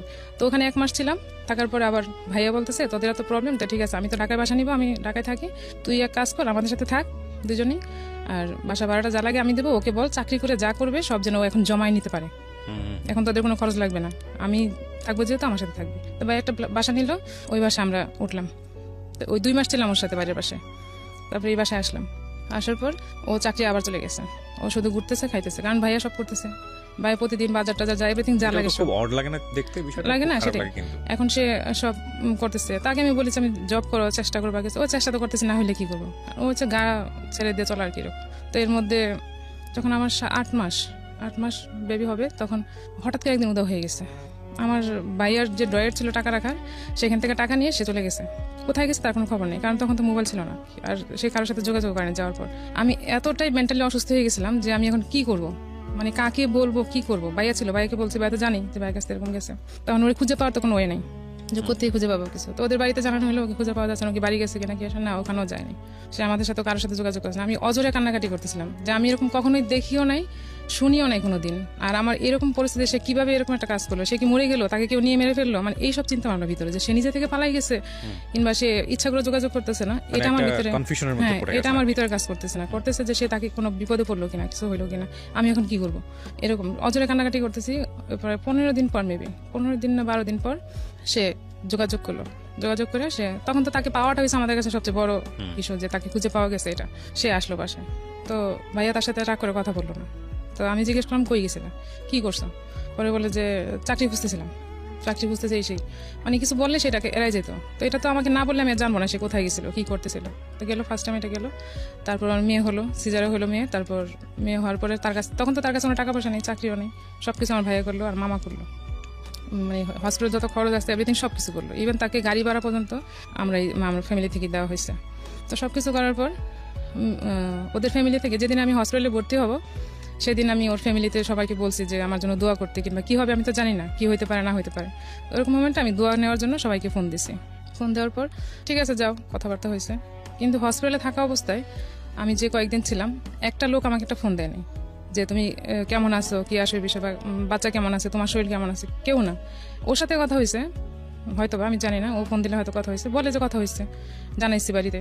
তো যা কথা হয়েছে, এখন ওরা আর আসে না কেউ দেখতে, যে মেয়ে হয়েছে নাতিন হয়েছে যাই দেখতে যাই। তো আমার কাছে মনে মনে ভাবছি যে আমার শ্বশুর মেয়ে পছন্দ করে না, সম্ভবত মেয়ে হয়েছে দেখে সে খুশি না, সেজন্য বোধহয় আসে না। তো আমি বাসায় আসার পর বললাম যে ওনারা কেন আসে না, সবাই তো প্রশ্ন করে যে দাদা দাদি কেন আসতেছে না দেখার জন্য। তো বলতেছে বাড়িতে ঝামেলা, থাকার লোক নাই, কিছু না, এখন ওরা তো গরু টরু পালে, এই জন্য আসতেছে না। আচ্ছা আসবে না পরে। তো এরকম করতে করতে ওর দাদি আসলো, মানে আমার শাশুড়ি আসলো সম্ভবত 3 মাস পর, এরকমই হবে, 2.5-3 মাস পর, আমার ঠিক মনে নেই। আসার পর উনি ছিল আমাদের বাসায়। তখনও সে আমাদের বাসা থেকে থাকতেছে, এর মধ্যে সে আবার একদিন পালাই গেছে, ওর মা থাকা অবস্থায় আবার চলে গেছে কোথায়। এখন আমার শাশুড়িও কাঁদে, আমিও কাঁদি, মানে একই অবস্থা। শাশুড়ি বলতেছে আমি তো আগে ভাবতাম যে হয়তো তোমার সাথে ঝগড়া টগড়া করে গেছে বা কিছু হয়েছে আগে যখন গেছে, কিন্তু এখন তো দেখলাম সে ভালো মানুষ, ঘর থেকে গেল, এখন কেন এরকম করতেছে, কি জন্য গেল, কোথায় গেল, কোনো খোঁজ খবর পাওয়া যাচ্ছে না। মানে আমি তাহলে এক কাজ করি, বাড়ি যাই আমি কবিরাজ টবিরাজ দিলে দেখি যে ও কোথায় আছে, কিছু পাওয়া যায় কিনা। মানে হঠাৎ করে হারিয়ে যাচ্ছে? হ্যাঁ, এরকম যায়। তো এই যে কানাকাটি করি, খুঁজে পাওয়া যাচ্ছে না, ফোন টোন নাই। তো এর মধ্যে আবার সে একজনকে বললো যে ফোন দিয়ে বললো যে আমার সাথে কন্ট্যাক্ট করার জন্য, যাতে আমি তাকে খুঁজে নিয়ে আসি, তার একটা পাওয়ার থাকবে যে আমি তাকে খুঁজে নিয়ে আসছি। ঠিক আছে, তো আমি আর আমার ছোট ভাই আর আমার মেয়ে ছোট তখন, তাকে নিয়ে আমি গেলাম তাকে নিয়ে আসতে। তো সে নাকি ওখানে একটা জায়গায় মেসেজ ছিল, থাকার পর তাকে ওখান থেকে নিয়ে আসলাম যে তুমি এখানে কেন ছিল, যে জব টব খুঁজতেছিলাম, পাচ্ছি না, এখন চলতে পারতেছি না, কি মানে যখন পিঠ দেওয়ালে ঠিক আছে আর চলতে পারে না, তখন সে বাসায় চলে আসে। তখন সে বাসায় নিয়ে আসলাম, আবার সে বাসায় আসলো, আবার একটা জব নিল, জব করতেছে। করার পর এখন আমার মা আসছে একদিন। তো আমার মা আবার গ্রামীণ ব্যাংক থাকে না, গ্রামে যে এনজিও থেকে টাকা লোন নেই, ওরকম থেকে ওখান থেকে 20,000 টাকা উঠাইছে, উঠায় নিয়ে আসছে। পরের দিন আমার বাসায় আসছে, কাকে যেন টাকাটা দিবে, তো মা আর বাড়িতে রেখে আসে নাই, কেউ ছিল না বাড়িতে, টাকাটা নিয়ে আমাদের বাড়িতে আসছে। নিয়ে আসার পর মা আমার কাছে দিছে ব্যাগটা, যে তুমি রাখো এটা ব্যাগে, পরে আমি যাওয়ার সময় আবার নিব। আমি মার ব্যাগটা সই ওয়ার্ড্রোবের সাইডে যে পার্ট থাকে ওটার মধ্যে ঝুলে রাখছি ভিতরে। তো ভালো মানুষ, সকালে নাস্তা খাইছে, খাওয়া দাওয়ার পর বেরোয় গেছে। হঠাৎ করে কেন জানি মনে হয়েছে আমার যে ব্যাগটা দেখি, তো সাথে সাথে ও যাওয়ার পর হাত দিয়ে দেখি টাকা নেই, সে টাকা নিয়ে আবার চলে গেছে। তো সাথে সাথে আমি পায়ে স্যান্ডেল নাই, কিছু না, আমি দৌড়ে রাস্তায় গেছি। যাওয়ার পর দেখি ওই রাস্তায় ও নাই, 2টা রাস্তা, যে ও তো কোন দিক থেকে অফিসে যাবে, হয় 2টা রাস্তা 2 দিকের একদিক থেকে যাবে। তো আমি উল্টা দিয়ে গেছি, যাই দেখি যে ওইখানে নাই। পরে ফিরে আবার আমি একদম দৌড়ে এসে আবার আরেকটা জায়গায় আসছি, আমার বাসার কাছে জায়গাটা, ওখানে আসছি। এসে দেখি সে ওখানে বাসে উঠবে দাঁড়িয়ে আছে। তারপর আমি ওরে ধরে নিয়ে আসলাম বাসায়। আসার পরে মা বলতেছে তোমাকে এখন পিটাবো, মারবো। মা অনেক রেগে গেছে যে তুমি এগুলো কি শুরু করছো, কি হয়েছে তোমার, তুমি এরকম টাকা টোকা নিয়ে তুমি পালাই যাও কদিন পর, এগুলো কোন ধরনের সিস্টেম। তো সে কিছু বলে নেই, সে বলতেছে ও ভাবছে এটা আমার টাকা, তাই সে আমার কাছে নিয়ে গেছে। কারণ সে 4-5 দিন আগে বেতন পাইছে, আমাকে টাকা দিয়েছে, বেতনের টাকা, সেই টাকা ভাবছে। এটা সত্য না? না, এটা সত্যি। সে ভাবছে আমার টাকা, সে টাকা নিয়ে যায়, যার টাকাও সে তো আমাকে দিছে, আমাকে দিলে আমার টাকা তো সে দিছে, তার তো না বলে নিয়ে যাওয়ার কোনো রাইট নেই এখান থেকে, সে তো চুরি করে নিয়ে গেছে এটা। তো নিয়ে চলে গেছে, কিন্তু সে আমাকে এত টাকা দেয়নি যে সে এত টাকা নিয়ে গেছে। সে ভাবছে যে এটা আমার টাকা ছিল, 20,000 টাকা ছিল ওখানে। তো টাকা টোকা রাখা হয়েছে, যাক, তারপর আবার সে চলতেছে। এর মধ্যে ভাইয়া আগে যখন বাসা নিছে তখনই আমাকে একটা মোবাইল কিনে দিচ্ছে। আমি লজ্জাজনক না যে শাশুড়ির ইয়ে থেকে সে টাকা চুরি করে? সেটা লজ্জাজনক, ভয়ঙ্কর লজ্জাজনক। আপনারা দেখেন এখানে গল্পগুলো ভাবে বলা হচ্ছে, যে গল্পগুলো পুরো জীবনের গল্প, প্রায় এক যুগের সংসারের গল্প, বা যাই বলি না কেন, এখানে খুব ছোট ছোট করে আনা হচ্ছে। এই ঘটনার প্রেক্ষাপটে একটা সংসারে কি হতে পারে, তাদের দৈনন্দিন জীবন আচরণ কি হতে পারে, এটা যারা সংসার করেছে সহজেই অনুমেয়, তো চিন্তা করার বিষয়। বাট এটাও ঠিক যে মানুষটা কেন পালিয়ে যাচ্ছে বারবার, সেটাও কিন্তু আমরা জানি না, সেখানেও একটা রিজন থাকতে পারে। এই জন্য সবসময় বলি আমি যে জীবন গল্পের একটা অনেক বড় দুর্বলতা বা সীমাবদ্ধতা হচ্ছে এটা একপাক্ষিক বলা। বেশিরভাগ সময় যে গল্পগুলো এখানে আসে সেটা একজন মানুষের বলা। যে মানুষটা চলে আসে ওই গল্প বলার প্রেক্ষাপটে, ওই মানুষটার যদি বক্তব্য সমানভাবে নেওয়া যায়, তাহলে হয়তো এই বক্তব্যগুলোকে নিয়ে একটা অন্যরকম চিন্তা ভাবনার সুযোগ তৈরি হবে। যাই হোক না কেন, একটা জিনিস কি, যে দিন শেষে গল্প বলার শেষে যে রেজাল্টটা দাঁড়ায়, সেই রেজাল্টটা আমাদেরকে অনেক বড় একটা শিক্ষা দেয় সুন্দর একটা জীবনযাপনের জন্য আমরা কি পথ বেছে নিতে পারি সেই জায়গাটাতে। জি বলেন। তারপর তো এরকম 3বার যাওয়া হয়ে গেছে অলরেডি। জি। তো যাওয়ার পর যখন সে লাস্ট টাইম আসলো, তাকে আমি বারবার প্রশ্ন করতাম তুমি কোথায় যাও, কি জন্য যাও। তো সে বলে যে আমি নিজেও জানি না কেন যাই, কি করি, কোথায় যায় সে আমাকে এক্স্যাক্টলি বলে না, সে আসলে কোথায় যায় কি করে। তো এর মধ্যে যখন বাসায় আসলো, তখন বাইরে একদিন কথায় বেরোলো যে ওই যে মেয়ে মহিলা যে আমাকে দেখতে আসছিল মেসে, বউ, যখন আমি ফার্স্ট টাইম গেছিলাম, আর চিঠি, সেই চিঠি ওই মহিলার, তার নাম কি পারুল ছিল? হ্যাঁ, ওই মহিলার নাম ছিল পারুল। ওনার তখন 2টা বেবি, ওনার হাজবেন্ড মারা গেছে, উনি একটা পরিচালকের ওয়াইফ, হ্যাঁ, ওনাকে মেরে ফেলা হয়েছে। তো ওর সাথে ওর ফিজিক্যাল রিলেশন ছিল, পরকীয়া ছিল ওর সাথে। তো এটা সে আমার সাথে স্বীকার করতে পারে, নিজে থেকেই বলছে যে সেদিন ওর নাম এরকম ছিল, ওর হাজব্যান্ড এরকম মেরে ফেলছিল, অনেক বড় পরিচালক ছিল, ওর সাথে আমার রিলেশন ছিল, ওর বাসায় আমি প্রায়ই যেতাম। তো এখন বলে আমি শুনে তার কিছু করতে পারছি না, বাট আমি শুনলাম। যেটা মানে এটা কি বিয়ের আগের ঘটনা বলছে? হ্যাঁ, বিয়ের আগে তার সাথে সম্পর্ক ছিল। ওকে। এখন বিয়ের পরেও সম্ভবত ছিল, কিন্তু আমি তো আর জানি না। আপনাকে বলেনি এটা তো আমাকে সেটা? পরে যেটা বলছে। বলেনি সেটা নিয়ে বলার দরকার সেটা নেই। আমি তো জানি না। হ্যাঁ, তবে পরে ছিল যখন আমার মেয়েটা হয়, তখন সে নাকি তার বাসায় গেছিল, আমাকে বলছে পরে। ওকে। তো এর মধ্যে তো 3-4 বার যাওয়া হয়ে গেছে। তো যাওয়া বাসায় যে একটা ফোন ছিল আমার, যে ফোনটা আমার ভাই আমাকে কিনে দিয়েছিল বাসায় ইউজ করার জন্য, সেই ফোনটা ওই চালাইতো বেশিরভাগ সময়। তো সে ফোন দিয়ে একটা বিজ্ঞাপন দিছে। বিজ্ঞাপন বলতে একটা ফোন আসছে হঠাৎ করে একদিন, মানে আমার পুরো স্টোরিটা আপনি আমাকে জানেন যে ঘটনাটা কি হয়েছে। হ্যাঁ, আমি বলি ওকে। ও আমাকে যখন বাসায় যখন এরকম ঝামেলা চলতেছিল তার সাথে, তারপর আমি ওর কাছ থেকে মোবাইলটা নিয়ে নিছি, যেহেতু এটা তো আমার ভাই আমাকে কিনে দিছে, তুমি ইউজ করার দরকার নেই, আমাকে দিয়ে দাও মোবাইল। তো সে রাগ করে আমাকে মোবাইল দিয়ে দিছে।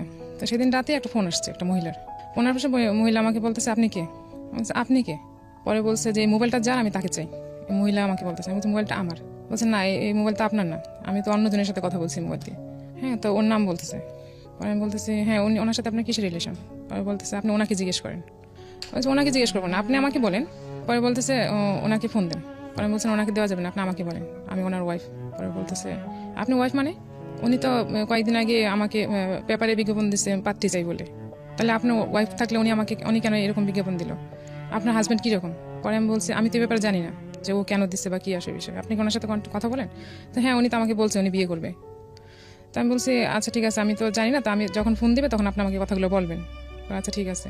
আপনি কিভাবে এই লোকের সাথে সংসার করতেছেন, যে এই লোক আপনার সাথে এত বড় প্রতারণা করতেছে? তো আমি এটা নিয়ে বাসায় একটু ঝগড়াঝাটি করছি। ঝগড়া বলতে আমি ওরা জিজ্ঞেস করছি যে কে। তো বলে যে না, তুমি ভুল শুনছো, অন্য কিছু বা কিছু। আমি এরকম কিছু বলিনি, ভুল হয়তো হয়েছে। তো আমি মহিলাকে ফোন দেই, মহিলার ফোন টোন ধরেনি, সম্ভবত এর মধ্যে কথা হয়ে গেছে মহিলার সাথে, যে তুমি আর ফোন দিও না। ও বলছে যে আমার ভাবি ওটা। ও বলছে মহিলাকে যে আমার ভাবি ফোন দিয়েছে তোমার সাথে দুষ্টামি করে, এরকম বলছে। আচ্ছা আচ্ছা।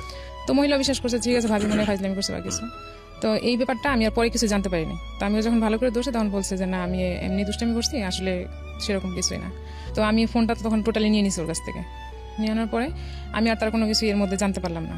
তো এর মধ্যে সে আরো কয়েকবার এরকম গেছে। তো যাওয়ার পরে এখন কি করব কিছু বুঝতে পারতেছি না যে আমি এখন কি করা উচিত। কিন্তু তখন তো আপনার সন্দেহ তীব্র হওয়ার কথা যে হ্যাঁ, সন্দেহ তো হয়েছে। পুরো কেস আপনি জেনে গেছেন, এর আগে একটা স্টোরি ছিল, এর মধ্যে পাত্রীচা নামে একটা ঘটনা ঘটলো। এখন তো এরপরে যখন এই ধরনের হঠাৎ করে উধাও হয়ে যেত, নিশ্চয়ই বাড়ি ফেরার পরে খুব শান্ত পরিবেশ থাকতো না? হ্যাঁ, না থাকতো না। হ্যাঁ, ঝগড়াঝাটি বলতে ওরকম কি, তাকে আমি জিজ্ঞেস করতাম, কথা বলতাম না, কিংবা তার সাথে আমি মারামারি তর্ক করতে যেতাম না। জাস্ট আমি জিজ্ঞেস করতাম যে কেন তুমি আমার, তার সাথে আমার বিহেভটাও তো ভালো ছিল না তখন। আর তার প্রতি আমার রেসপেক্ট একদমই উঠে গেছে তখন, যে সে কন্টিনিউ আমার সাথে এরকম করতেছে। আর আমি বারবার সে এসে মাপ চাচ্ছে যে আমি নেক্সট টাইম আর করবো না, এইবারই শেষ, আর করবো না, যা হয়ে গেছে মাপ করে দাও, এরকম বলতো। তো আমিও সরমনে মাপ করে দিতাম যে না, আর বোধহয় এরকম করবে না। এরকম করতে করতে 12 বার হয়ে গেছে অলরেডি 8 বছরের মধ্যে। তাকে আমি খুঁজে পাইতাম না। তো এর মধ্যে বড় ভাই বিয়ে করে ফেলছে, আলাদা বাসা নিয়ে চলে গেছে, আমিও আলাদা বাসা নিচ্ছি আলাদা করে। তখন সে 2006 খুব ভালো একটা জব হয়েছে, গুলশানি অফিস ছিল, ওখানে জব করতেছে। পরবর্তীতে ভালো স্যালারি ছিল, সবকিছু ভালো ছিল। তখন এর মধ্যে আবার আরেকটা মেয়ের সাথে এইভাবেই পাত্রী চাই বলেই আরেকটা মেয়ের সাথে রিলেশন হয়ে গেছে অলরেডি। এটা আমার কান পর্যন্ত আসেনি যে ওটার সাথে সে কন্টিনিউ করতেছে। তো একদিন শবে বরাতের পরের দিন সকালবেলা আমাকে বলতেছে আমি একটু বাইরে যাব, বাইরে দাওয়াত আছে আজকে এক জায়গায়। তো খুব বোরে, সবাই তো রেস্টে থাকে, অফিস সবকিছু বন্ধ, আর সবাই তো নামাজের পরের দিন ঘুমায়, তোমাকে এত সকালে কে দাওয়াত দিল? পরে বলতেছে তোমার সন্দেহ হইলে তুমি মেয়েকে বলতেছে, আমার মেয়েকে ওকে সাথে দাও, আমি ওকে সাথে করে নিয়ে যাচ্ছে। আমি বলছি না, ও যাবে না। বলছে তাহলে দাও, আমি নারায়ণগঞ্জ থেকে ঘুরে আসি, মানে আমাদের বাড়িতে যাবো, ওকে নিয়ে ওইখান থেকে ঘুরে আসি। পরে আমি বলছি না, তোমার এত সকালে কই যাবো, আমাকে বলতে হবে কার বাসায় যাবো তুমি, কে তোমার দাওয়াত দিচ্ছে? তো সে আমাকে বলতেছে না, এটা না কেউ দাওয়াত দিছিল, যাবো না তুমি দাও। তো এর মধ্যে সে শাওয়ারে গেছে, যাওয়ার পর আমি ওর ফোন আসছে একটা, ফোন আসার পরে আমি ফোনটা রিসিভ করে কথা বলিনি, চুপ করে আসছি। চুপ করে আসার পর দেখে একটা মেয়ে কথা বলতেছে, হ্যালো তুমি কখন বেরোবা, এরকম বলতেছিল। তখন তো আমার সন্দেহ আরো বেড়ে গেছে যে মেয়ে মানুষের সাথে সকালে ফোন দিয়ে ওকে যেহেতু বলছে, তাহলে তো অবশ্যই সে কোথাও ডেটিং এ যাবে। আমি সন্দেহ করবো দেখে মেয়েকে সাথে নিতে চাইছে। তো আমি আর দেইনি ওকে। তো আমি এটা নিয়ে ভালো করে ধরছি যে আমি এখন ফোন দিব, তুমি কথা বলবা, কি বলে আমি শুনবো, তাইলে বুঝতে পারবো যে তুমি আসলে কিছু করতেছো না। তখন যখন ফোন দিচ্ছে, তখন মেয়েটা ওরে বলতেছিল যে আমি তো বের হয়েছি, তুমি কখন বেরোবা, কখন আসবে মিট করতে। কারণ সে তো বাধ্য হয়েছে আমার কথা শুনে যে তখন তো আমার বাসায় মোটামুটি ঝগড়া চলতেছে, আমি বাসা থেকে বের হয়ে গেছি। আমি জীবনে কোনোদিন এত কাহিনী হয়েছে বাসা থেকে কখনো বের হইনি। কারণ সে আমাকে বলছিল প্রথম দিন বলতে মানে বিয়ের পর সে আমাকে বলছিল যে বিয়ের আগে কি হয়েছে না হয়েছে আমি কিছু জানতে চাইবো না কোনোদিন, কিন্তু বিয়ের পরে যেন কেমন কিছু না থাকে, আর ঝগড়া করে কখন বাসা থেকে বেরোতে পারবে না। তা আমার ফ্যামিলি তো কখনো আমাকে সাপোর্ট দিবে না যে ঝগড়া করে বাসা থেকে বের হয়ে যাবো, আমার ফ্যামিলি আমাকে সাপোর্ট দিবে না কখনোই, এটা আমি জানি। তো আমি সেদিন মিরপুর ছিলাম তখন বাসায়, ওখান থেকে আমার মামি আছে একটা, ওখানে থাকে, ওনার বাসায় চলে গেছিলাম রাগ করে, মেয়েকে রেখে চলে গেছিলাম। তো সে আর সারাদিন আমাকে ফোন দেয়নি, ইভেন সে আমাকে খোঁজ নিতে যায় না যে আমি আসলে কোথায় গেলাম, একটা ফোন আসে না। সারাদিন অপেক্ষা করার পর আমি মামাতো বোনকে বললাম তুই একটু ফোন দিয়ে জিজ্ঞেস কর যে আপু কোথায় আছে। তো সে বুঝে গেছে যে আমি ওখানেই আছি। তো সে উল্টা ওকে বলে দিচ্ছে যে আমি এখন মেয়েকে নিয়ে ঝিনাইদহে চলে যাব, ওরে ওখানে রেখে এসে আমি যা করার করবো। মানে সে আমাকে ভয় দেখাচ্ছে মেয়ে, মানে এটা আমার দুর্বল পয়েন্ট, সে খুব ভালো করে জানে। তো সে মেয়েকে দূরে নিয়ে চলে যাবে, তাহলে তো আমার সাথে দেখা হবে না, কারণ মেয়েকে ছাড়া থাকতে হবে। তো আমি আবার রাতে একাই চলে আসছি বাসায়। এসে আমি আর ওর সাথে কথাটা তো বলিনি, ওরকমই চলতেছে, শান্ত পরিবেশ, ওর সাথে কোনো ওরকমই হইতেছে না। তারপর আমি ওই মেয়েটার নাম্বারটা নিলাম, নেওয়ার পর আমি একজনকে লাগালাম যে মেয়েটা কে, তাকে বের করতে। তো মেয়েটাকে সে এরকম কথাবার্তা বলে মেয়েটা ডিটেলস বের করছে। বের করার পর সে একদিন ওই মেয়ের সাথে দেখা করতে যাবে, মানে আমার হাজবেন্ড দেখা করতে যাবে। সেদিন সেও বলছে, ওই মেয়েটাও বলছে যে ও কার সাথে দেখা করতে যাবে, কখন দেখা করতে যাবে। তো সেই অনুযায়ী আমিও গেছি, সে মৌচাকে আসবে দেখা করতে মেয়েটা, আমিও গেছি। তো যে লোকটাকে আমি লাগাইছি সেও আমাকে লোকেশন দিয়েছে, সে অমুক জায়গায় ওরা বসছে, আপনি যান। তো আমি যখন মেয়ে ছোট, মেয়েকে নিয়ে গেছি, তো আমি আবার মৌচাকে ড্রেস বানাতাম তখন, তো ওখানে গেছি। যাওয়ার পরে এখন ও আমাকে দেখে ফেলছে দূরে থেকে, আমি ওকে দেখার আগে ও আমাকে দেখে ফেলছে। আমাকে দেখে সাথে সাথে ওরা দুজনে দুই ভাগ হয়ে গেছে, ভাগ হয়ে পরে চলে আসছে। তো আমি দেখি নাই, কিন্তু আমি যাকে লাগাইছিলাম ওদের বের করার জন্য, সে আমাকে বলছে ও তো ওই ব্যাংকের গলিতে ছিল, আপনি দেখেন নাই কেন। পরে যাই হোক আমি আন্দাজে ওকে বলছি এসে যে তুমি ওখানে কি করতে গেছো, কি জন্য গেছো, তুমি তো ওখানে যাওয়ার কথা ছিল না, তুমি কার সাথে ছিলা। ওই মেয়েটার নাম, মেয়ের বয়স কত তখন? তখন সে ছোট, তখন তার বয়স হবে 3 বছর হবে। তখন আপনার সংসারের বয়স সর্বসা করলে 3.5 থেকে 4 বছর। হ্যাঁ, 4 বছর তো যতগুলো আপনি এভিডেন্স পেয়েছেন, মানে আপনার কথা যদি সত্য হয়ে থাকে, তাহলে এই 4 বছরই তো আপনার সিদ্ধান্ত নিয়ে ফেলার কথা যে ওই যে আমি কি করব, আমার মেয়েটা বাবা ছাড়া হবে, এই জিনিসটা আমার মেয়েটার, এটা আমার বেশি ভিতরে কাজ করছে। আজকে যে গল্পটা এখানে প্রচার করছি, এটা শুধু একজনের স্টোরি না, এটা অনেক কমন একটা স্টোরি, অনেক কমন একটা স্টোরি। আমরা আমাদের সন্তানদের জন্য কত বড় স্যাক্রিফাইস করি, সেটা একটা স্টোরি। বাট প্রশ্ন হচ্ছে যে এই স্যাক্রিফাইসের রেজাল্টটা কি দাঁড়ায়, এবং বিশেষ করে সন্তানদের কথা ভেবে আমি সবসময় আপনাদেরকে যে কথাটা বলি, রেডিওতে যারা শুনছেন, একসাথে যারা ইউটিউবে দেখছেন, যে যখন সন্তান দুনিয়াতে চলে আসে তখন আসলে আর নিজের ব্যক্তিগত চিন্তা ভাবনা করার সুযোগটা সেকেন্ডারি হয়ে যায়, নট সেটা ম্যান্ডেটরি। বিকজ আপনি একটা মানুষকে পৃথিবীতে নিয়ে এসেছেন with the name of almighty Allah. তো সেই মানুষটাকে আপনি, সে তো আপনার আদ্যপান্ত জেনে আসেনি, হ্যাঁ, তাকে আপনি নিয়ে আসার প্রসিডিউর মেনটেন করেছেন বলেই সে দুনিয়াতে এসেছে। তার লাইফের রেসপন্সিবিলিটি কিন্তু আপনার, এবং আপনি কতটা ভালো থাকলেন, কতটা মন্দ থাকলেন, সেটা আসলে তার লাইফের উপরে যেন কোনোভাবে ইফেক্ট না করে। সো ওই জায়গাটা থেকে বাবা মারা অনেক বড় স্যাক্রিফাইস করেন, অনেক বড় স্যাক্রিফাইস করেন। মূল কথা হচ্ছে যে স্যাক্রিফাইসেরও তো একটা এন্ডিং পয়েন্ট আছে, যে এর বেশি আর করা যায় না। যখন একটা মানুষ বুঝেই যায় যে একটা মানুষের সঙ্গে সারা জীবন থাকা মানে হচ্ছে সেটা সন্তানেরও ক্ষতি, কিংবা আমার তো ক্ষতি পরেই অবশ্যই আছে, তাহলে সেটা কত লেভেল পর্যন্ত স্যাক্রিফাইস হতে পারে, সেটা একটা বড় প্রশ্ন। আজকের এই জীবন গল্পের ডাইমেনশনটা হচ্ছে এই জায়গাটাতে, যে কারণেই আপনাকে আমি প্রশ্নটা করছিলাম। বলুন তারপর কি হলো? তারপর আমার চিন্তা এটাই ছিল যে আমার মেয়ে, ও যখন বাড়ি থেকে আসতো, পায়ের শব্দ যখন পেতো, সে দূরে বুঝতে পারতো যে সে বাবা, খুব স্বাভাবিক, বাবা তো বাবা, সে অনেক দূর থেকে এটা বুঝতে পারতো, ভুলে যখন বুঝতে পারতো তখন সে দৌড়ে বাবা বলে চিল্লে বাড়ি যেত। আর এই জিনিসটা আমার সবসময় ভিতরে কাজ করতো যে কাকে বাবা ডাকবে, এই জিনিসটা আমি মানতে পারতাম না। যখনই কোনো ডিসিশন নিতে চিন্তা করতাম, তখনই ভাবতাম যে আমার মেয়েটা তো বাবা ছাড়া হবে, সে তো বাবা ডাকতে পারবে না। এইটা ফ্যামিলির সন্তানরা আসলে জানে যে এটা আসলে কতটা পেইনফুল। বাবা মায়ের মধ্যে সম্পর্ক যেটাই থাকুক না কেন, এটা তো আসলে তাদের জানার কথা না, কিন্তু বড় হয়ে ওঠার জায়গাটাতে আসলে বাবা এবং মা দুজনের খুবই প্রয়োজন একটা সন্তানের, এবং সেটা যারা বড় হয়েছে তারা আসলে ফিল করে যে আসলে বাবার কোনো সাইডের কারণে যদি বাবা দূরে থাকে, কিংবা মার কোনো সাইডের জন্য যদি মা দূরে থাকে, সেটা সেই জায়গা থেকে তাদের প্রবলেম। কিন্তু কাঠামোগত দিক থেকে একজন বাবাকে প্রয়োজন হয় নিজের জীবনে, মাকে প্রয়োজন হয়, ছোটবেলাটা বলি বড়বেলাটা বলি যেটাই বলি না কেন, সেই জায়গায় যে মিসিং, প্রতিনিয়ত যে মিসিং। কোনো সন্তানের হয়তো বাবার প্রতি ভয়ঙ্কর ক্ষোভ থাকতে পারে, কোনো সন্তানের হয়তো মায়ের প্রতি ভয়ঙ্কর রকমের ক্ষোভ থাকতে পারে, কিন্তু ওই জায়গাটা তো ব্ল্যাঙ্ক। ওই ব্ল্যাঙ্ক জায়গাটা যে কত কষ্টকর, এটা যে বড় হয়েছে সেই হয়তো জানে। জি, আপনিও চিন্তা করছিলেন। হ্যাঁ, তারপর সে আবার তখন তো 4 বছর, প্রায় 4 বছর মেয়ে, 3.5 বছর না, 4 বছর হয়নি তখন, 3.5 বছর এরকম হবে। তো আমি ওকে একটা স্কুলে ভর্তি করলাম। এর মধ্যে ওই যে মেয়েটার কথা বললাম, মেয়েটার বাড়ি ছিল বরিশাল, সে নাকি ওখানেও গেছে। তার মানে যে যখন পালাইয়ে যাইতো, এটা আপনি কিভাবে ফাইন্ড আউট করলেন? সেই বলতো। আচ্ছা, পরবর্তীতে যখন সম্পর্কটা ইজি হতো, শুনলাম যে ওর সাথে এরকম রিলেশন ছিল, সে প্রায় ওখানে গেছে। তার মানে যখন সে পালায় যাইতো, সম্ভবত ও বাইরে যেয়ে ওরকম থাকতো আর কি।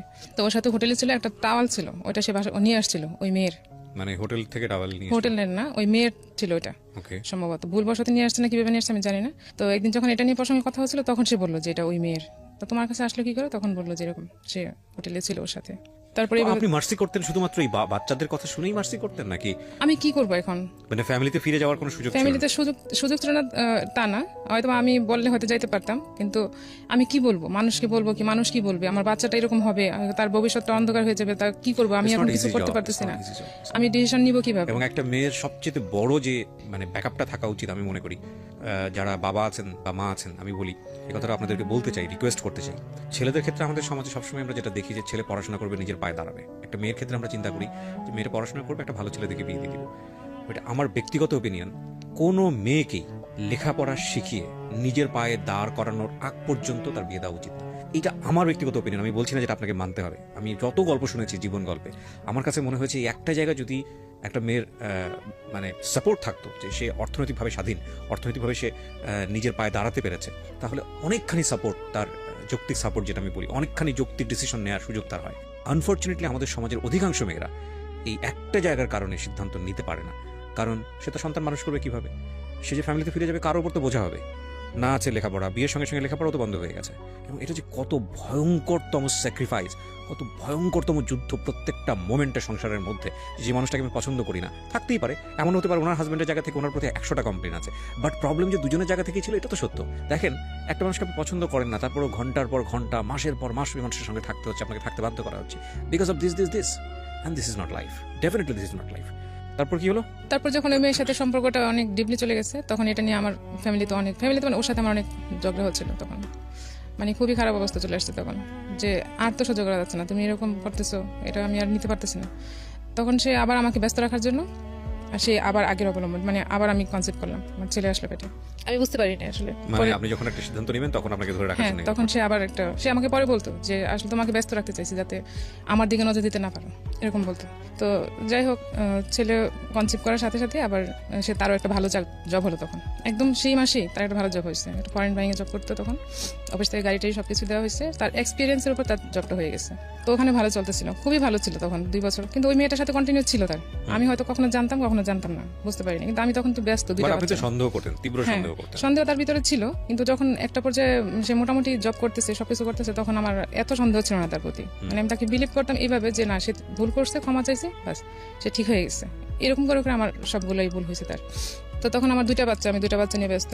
তখন সে আবার অফিস থেকে ভালো সাপোর্ট, ভালো হচ্ছিল, সবকিছু ভালো। তখন সে গাড়ি কিনলো একটা অফিসে, গাড়ি কিনে গাড়ি ভাড়া দিল, যে ওর অফিসের গাড়ি দিয়ে আমরা চলাফেরা করি, আর ছুটির দিন আমাদের গাড়ি আমাদের থাকে, আর এমনিতে ভাড়া দিয়ে রাখি। অর্থনৈতিক অবস্থা তো ভালোই ছিল, আমার কোনো টেনশন হচ্ছিল না। মেয়ে স্কুলে ভর্তি হলো তখন, ছোট প্লেতে ভর্তি হয়েছে কেবল, আর ছেলেটা তো মাত্র হাঁটেও না তখন, ছোট। এর মধ্যে একদিন হঠাৎ করে সে কি প্রিপারেশন নিচ্ছে আমি জানি না, বাসা চেঞ্জ করতে বললো। বাসা চেঞ্জ করে পাশেই একটা বাসা নিলাম, তখন আমি রামপুরাতে ছিলাম, পাশে একটা বাসা নিলাম। তো বাসা নেওয়ার পর তার ভাই ছিল ঢাকায় তখন, বড় ভাই, মানে আমার ভাসুর ঢাকায় ছিল। উনি দেখলাম হঠাৎ করে আমাকে মানে মাসের বাজার একসাথে করতেছে, সব বাজার টাজার করে নিয়ে আসছে। তো আমি বলতেছি এত বাজার একসাথে কেন? তো আমার হাজবেন্ড বলতেছে আমি কয়দিনের জন্য অফিসে বাইরে যাবো, বাজার টাজার করতে পারবো না, তাই তোমার সব বাজার একসাথে করে দিয়ে যাচ্ছে। ওকে, ঠিক আছে। তো সে কি করলো, তার যে বস অফিসের, তো সে ব্যাংকে তাকে চেক দিল ব্যাংক থেকে টাকা ওঠানোর জন্য। সম্ভবত এটা 14 লাখ টাকা হবে, মেবি না 9 লাখ টাকা, আমি ঠিক জানি না, অ্যাকচুয়াল টাকা কত জানি না, কিন্তু অফিস থেকে বলা হয়েছে 14 লাখ, আর ও বলছে 9 লাখ টাকা। ওকে চেক দিছে, সে গাড়িতে করে গেছে ব্যাংকে, যাওয়ার পর সে টাকা উঠায়, সে ওই ব্যাংকের ওই দরজাতে না বেরোয়, অন্য গেট দিয়ে বেরোয়, সে অন্য জায়গায় চলে গেছে। এটা আমি আর বুঝতে পারিনি যে সে এই ধরনের কাজ করতে সে যাচ্ছে, আর তার ভাই তাকে হেল্প করতেছে, বড় ভাই। যার পরে রাতে বাসায় আসে না, হঠাৎ করে আমি তাকে ফোন দিই, ফোন বন্ধ, যে তুমি কই, আমি কিভাবে খুঁজবো? তার অফিসে তো খুঁজে কোনো ব্যবস্থা আমার কাছে নেই, ফোন নাম্বারটা আমার এরকম ছিল না। অফিসে একদিন গেছি আমি, বাট আমি ফোন নাম্বার আমার কাছে নেই। তো তার ভাই বলে না, পরের দিন ওকে অফিস থেকে আমাদের বাসায় খুঁজতে আসছে, ওই বাসায়, আগের যে বাসায় ছিলাম সেই বাসায়। ভালো চলতেছে, সবাই জানে আমি গাড়িতে করে বাড়িতে যাই, খুব ভালো আছি, কিন্তু আমাকে দেখলে কেউ বিশ্বাস করতে চায় না যে আমি অনেক ভালো আছি, কারণ আমি তখন অনেক অন্যরকম হয়ে গেছিলাম, মানে খুব একদম শুকায় অনেক চিকন হয়ে গেছিলাম। মানে আমাকে দেখলে অনেকে বলতো যে তোমাকে দেখলে তো মনে হয় না হ্যাপি, মানে যারা আমাকে খুব পছন্দ করতো আর কি, তারা বলতো যে তোমার দেখলে তো মনে হয় না তুমি অনেক হ্যাপি। পরে আমি আবার প্রতিবাদ করতাম এইভাবে যে মানুষের গায়ে মাংস থাকলে কি হ্যাপি হয়? যাই হোক, চলতেছিল ভালো। তো টাকা আসে, তো মেরে চলে গেল। ওইখান থেকে মামলাও হয়েছে অফিস থেকে। তো অফিস থেকে লোক এসে তার বাসায় খুঁজে পায়নি, কারণ বাসা তো অলরেডি ছেড়ে দেওয়া হয়েছে, বাসা যে বাসা অ্যাড্রেস দেওয়া ছিল ওগুলো ছেড়ে দেওয়া হয়েছে বাসা। তার এরকম প্ল্যান ছিল বলেই বাসাটা ছাড়া হয়েছে সম্ভবত। অফিসের আমাদের যে গাড়িটা ছিল ওইটা ওই অফিসে ভাড়া দেওয়া ছিল।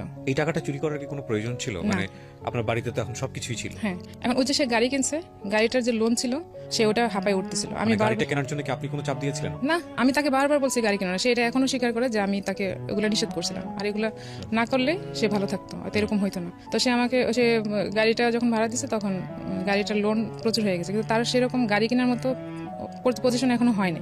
সে কেন এত বড় রিস্ক নিতে গেল? লোন নিয়ে কেন গাড়ি কিনতে হবে এত? আমি বারবার এই কথাটা বলতাম যে লোন নিয়ে কেউ গাড়ি কিনে না, গাড়ি কিনলে অনেক পরে তোমার বাড়ি হবে, সবকিছু হবে, দেন তুমি গাড়ি কিনবা, গাড়ি তো আমাদের এখন প্রয়োজন নেই। তো সে কথাটা শুনে নেই, সে যা বলতো তাই করতো তার মতো করে, সে কারোর বুদ্ধি নিত না। তো গাড়ি কেনার পর তখন সে লোন টোন মানে একটু বেশি হয়ে গেছে, আর আমি জানতাম না সে কোত্থেকে লোন নিত, কি করতো না করতো, এগুলো সব আমার বুঝতে হতো না। এবং সে এমনও হয়েছে আমার নামে একটা লোন নিচ্ছে সে। তো সে যখন এখান থেকে চলে আসলো, অফিস তাকে আর খুঁজে পেল না, ওই পেপারে বিজ্ঞাপন দিল তার সম্পর্কে, হ্যাঁ তার ছবি দিয়ে পেপারে দিল যে টাকা তাকে চুরি ধরিয়ে করেছে, দাও। হ্যাঁ ধরিয়ে দিন। হ্যাঁ, এখন তাকে তারা ধরিয়ে দিন এরকম বিজ্ঞাপনের আগে কি আপনার সঙ্গে যোগাযোগ করেছেন, নাকি আপনি জানলেন কবে সে কোথায় পালিয়ে আছে? আপনার সঙ্গে যোগাযোগটা করলো কবে? আমি তো আমার সাথে যোগাযোগ হয়েছে অনেক পরে, 15 দিন হবে। আচ্ছা, তার মাঝখানে কি পত্রিকায় বিজ্ঞাপন চলে গেছে? হ্যাঁ। তারও পরে? না না, বিজ্ঞাপন সাথে সাথে চলে গেছে, 2 দিন পরে। হ্যাঁ, যখন বিজ্ঞাপন চলে আসছে তখনই আমার কানে আসছে যে সেই ঘটনা ঘটাইছে। ওকে, তখন আমি বুঝতে পারছি সে এরকম কিছু করে তারপরে গেছে।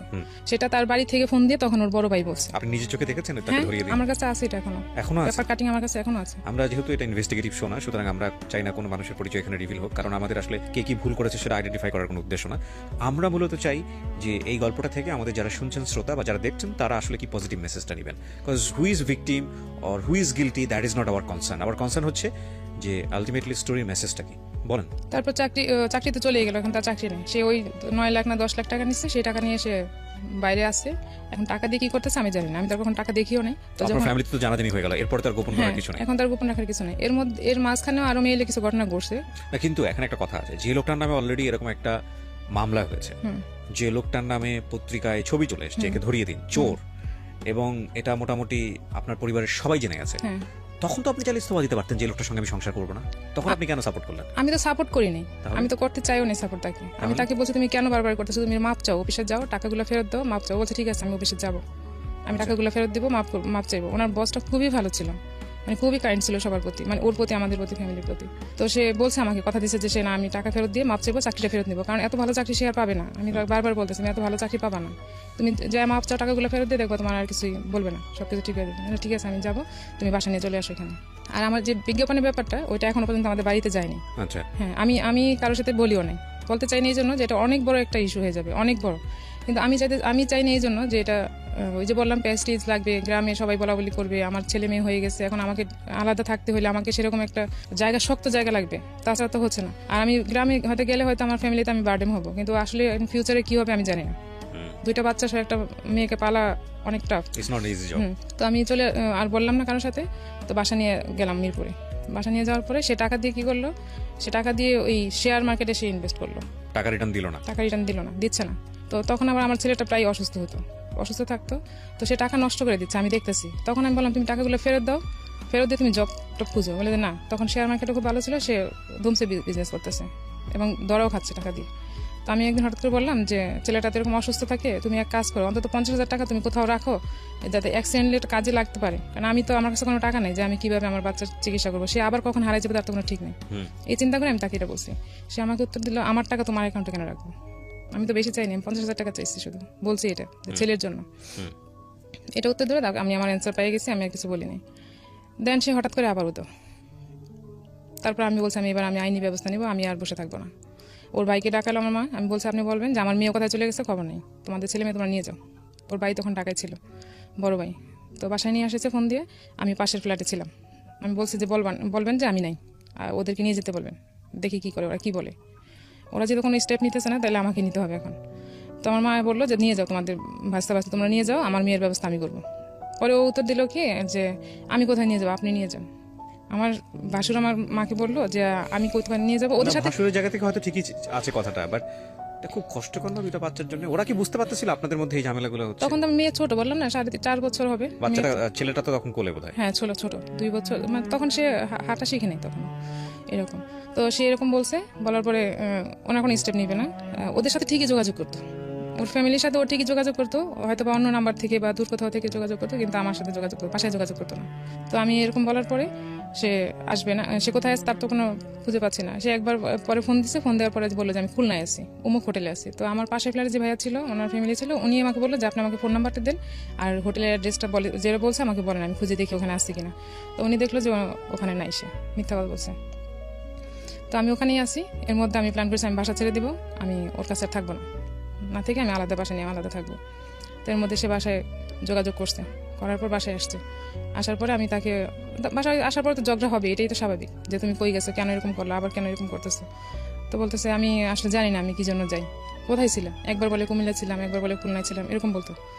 তো আসার পর যখন এরকম করতেছে, তখন আমি বলছি তুমি, ও আমাকে মাপ চাইতেছে আমার কাছে, আবার কান্নাকাটি করতেছে, মাপ চাইতেছে, তুমি আমাকে লাস্ট বার একটা সুযোগ দাও, আমি আর এরকম করবো না।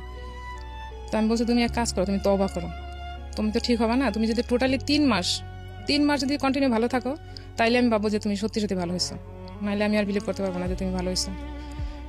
পরে আমি পাশে একটা মসজিদ ছিল, মসজিদে হুজুরের সাথে কথা বলে আমি বলছি যে ওনাকে তোবা করাইতে হবে, উনি আর কখনো এরকম করবে না, এরকম বলছে।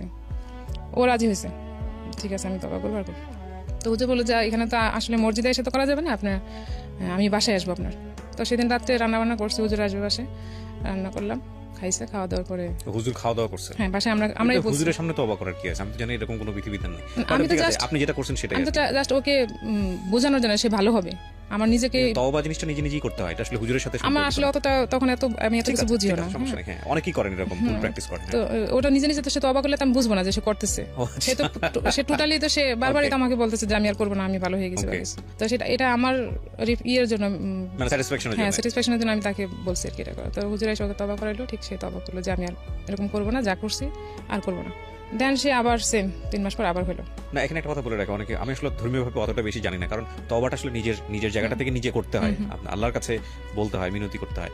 কিন্তু অনেকে তওবা পড়ান বলে একটা ব্যাপার আছে, যে তওবা পড়াও। আমি ঠিক জানি না তওবা পড়াও এটা রাইট প্র্যাকটিস না রং প্র্যাকটিস, আমার জানা নেই, আমি যে কারণেই বললাম আর কি। ওকে, যাই হোক, হ্যাঁ, ওকে তওবা করাইতে হবে, আমার এটা হচ্ছে আমার থিম, যে সে যাতে করে যে কোনো ভাবেই হোক ওর ভিতরে সে এর ভিতরে বোধটা এটা কাজ করে। তো সে আর আবার চলে গেল, তখন আমি বাসা ছেড়ে দিলাম, যে আমি আর 3 মাসের আগেই চলে গেল। হ্যাঁ, আবার 3 মাস আগে সে চলে গেল। তো তওবা করার পরে যখন সে এরকম করছে, তখন তার সে ভালো হবে না, বাসা ছেড়ে দিলাম, যে ঠিক আছে এবার আমি আর তার সাথে, তাকে বাসায় চিনাবো না, আমি কোথায় যাবো আমি তাকে কিছুই চিনাবো না। তো আমি বাসায় যে ফার্নিচার ছিল পিক আপ করে ট্রাকে করে সব আমার দেশের বাড়িতে পাঠিয়ে দিচ্ছি, দিয়ে যেগুলো আমার ইম্পর্টেন্ট লাগবে সেগুলো নিয়ে, তখন আমার মেয়ে 1-এ ভর্তি হবে, এরকম প্রিপারেশন নিচ্ছে আর কি, যে স্কুলে দিতে হবে, সে কোচিং করবে। তো আমি তো আমার লাইফ দিয়ে বুঝতে পারছিলাম যে আমার লাইফটা কিরকম যাচ্ছে। তো আমি চাচ্ছিলাম না যে আমার মেয়ের লাইফটা এরকম কিছু ঘটুক, সে ভালোভাবে লেখাপড়া করবে, আমি এটাই চাইছি। তো দেন বাসা ছেড়ে দিলাম, বাসা ছেড়ে দিয়ে একটা টিন শেড বাসা নিচ্ছি আমার এলাকাতে আর কি, সে এখন যেখানে থাকে ওখানে নিলাম, আমার ছোট ভাইকে সাথে নিয়ে, যে তুই একটু সাপোর্ট দিবি শুধু, যে বাসাটা নিব। বাসা নিলাম। তখন এর আগে আমিও কিছু টাকা শেয়ার মার্কেটে ইনভেস্ট করছিলাম, 20-25 হাজার টাকা প্রাইমারি শেয়ার, তখন আমি কিনতাম শুধু, আর আমি ভালো পাইতাম, একটা দিলে একটাই পাইতাম, এরকম হইতো। তো ওইটাকে থিম করে আমি বাসাটা ছাড়ছি, যে আমি এটা দিয়ে চলবো, কিন্তু আমাকে খরচ কমাইতে হবে। তখন আমি একটা বস্তিতে, নতুন বিল্ডিং হয়েছে, টিন শেড, সে আগের টিন শেডের মতো আবার একটা বাসা নিলাম। ওখানে নেওয়ার পর আমার ছেলেটা তখন কথা শিখছে মোটামুটি ভালোই, এখন সে বাইরের পরিবেশ দেখলে তো সে ওদের সাথেই মিশবে, কি হবে না হবে, বস্তি এলাকাতে কিরকম হয় জানাই আসছে। তো আমি কি করলাম, আমার এই ছোট ছেলেকে আমার মার কাছে পাঠিয়ে দিলাম, যে আপনি ওকে বাড়িতে রাখেন, আমি মেয়েকে কোচিং করাবো, আর আমি একটু বিজনেস সাইডে একটু টাইম দিয়ে দেন ওকে তো কোচিং করাইতে হবে 2 লাখ মেয়েকে। তো কোচিং করে ওকে ভালো স্কুলে অ্যাডমিশন নিব আমি। তো বাসা ছেড়ে দিয়ে যখন চলে আসলাম, তখন ও বুঝতে পারছে যে বাসা ছেড়ে দিছে।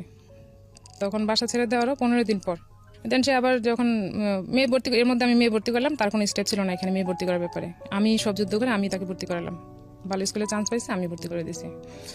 তো এর মধ্যে সে মাপ চেয়ে আসলো একবার, আইসা সে আবার বাইরে জব করে, তার অফিসের অ্যাড্রেস আমি জানি না, কিছুই জানি না, এরকম করতে করতে সে বাইরে থাকতে পছন্দ করতেছে, আমি দেখতেছি। তখন আমি ওরে বলতাম, ও বাসায় আসলো বেডরুম শেয়ার করতো না, সে আলাদা রুমে ঘুমাইতো সবসময়। তখন আমি ওরে বলছি যে তুমি আলাদা থাকো, এটা আমি কিছু বলতাম না, জাস্ট আমি তার একটা ফোন দেখতাম যে সে রাতে কথা বলে, সেই জন্য আমার সাথে সে রাতে থাকতো না, যে রাতে আলাদা থাকতে তার সুবিধা হয়, কারণ আমি তো ফোনগুলো দেখি। তো একদিন ফোন নাম্বার একটা পাইছি, একটা ছেলের নাম্বার দিয়ে সেভ করে রাখছে। তো ওই নাম্বারটা আমি জাস্ট ফোন দিচ্ছি ওর মোবাইল থেকে, কথা বলিনি, শোনার জন্য যেটা আসলেই ছেলের নাম্বার না মেয়ের নাম্বার। তখন দেখলাম ওর পাশ থেকে মেয়ে, তার আমি লাইনটা কেটে দিচ্ছি।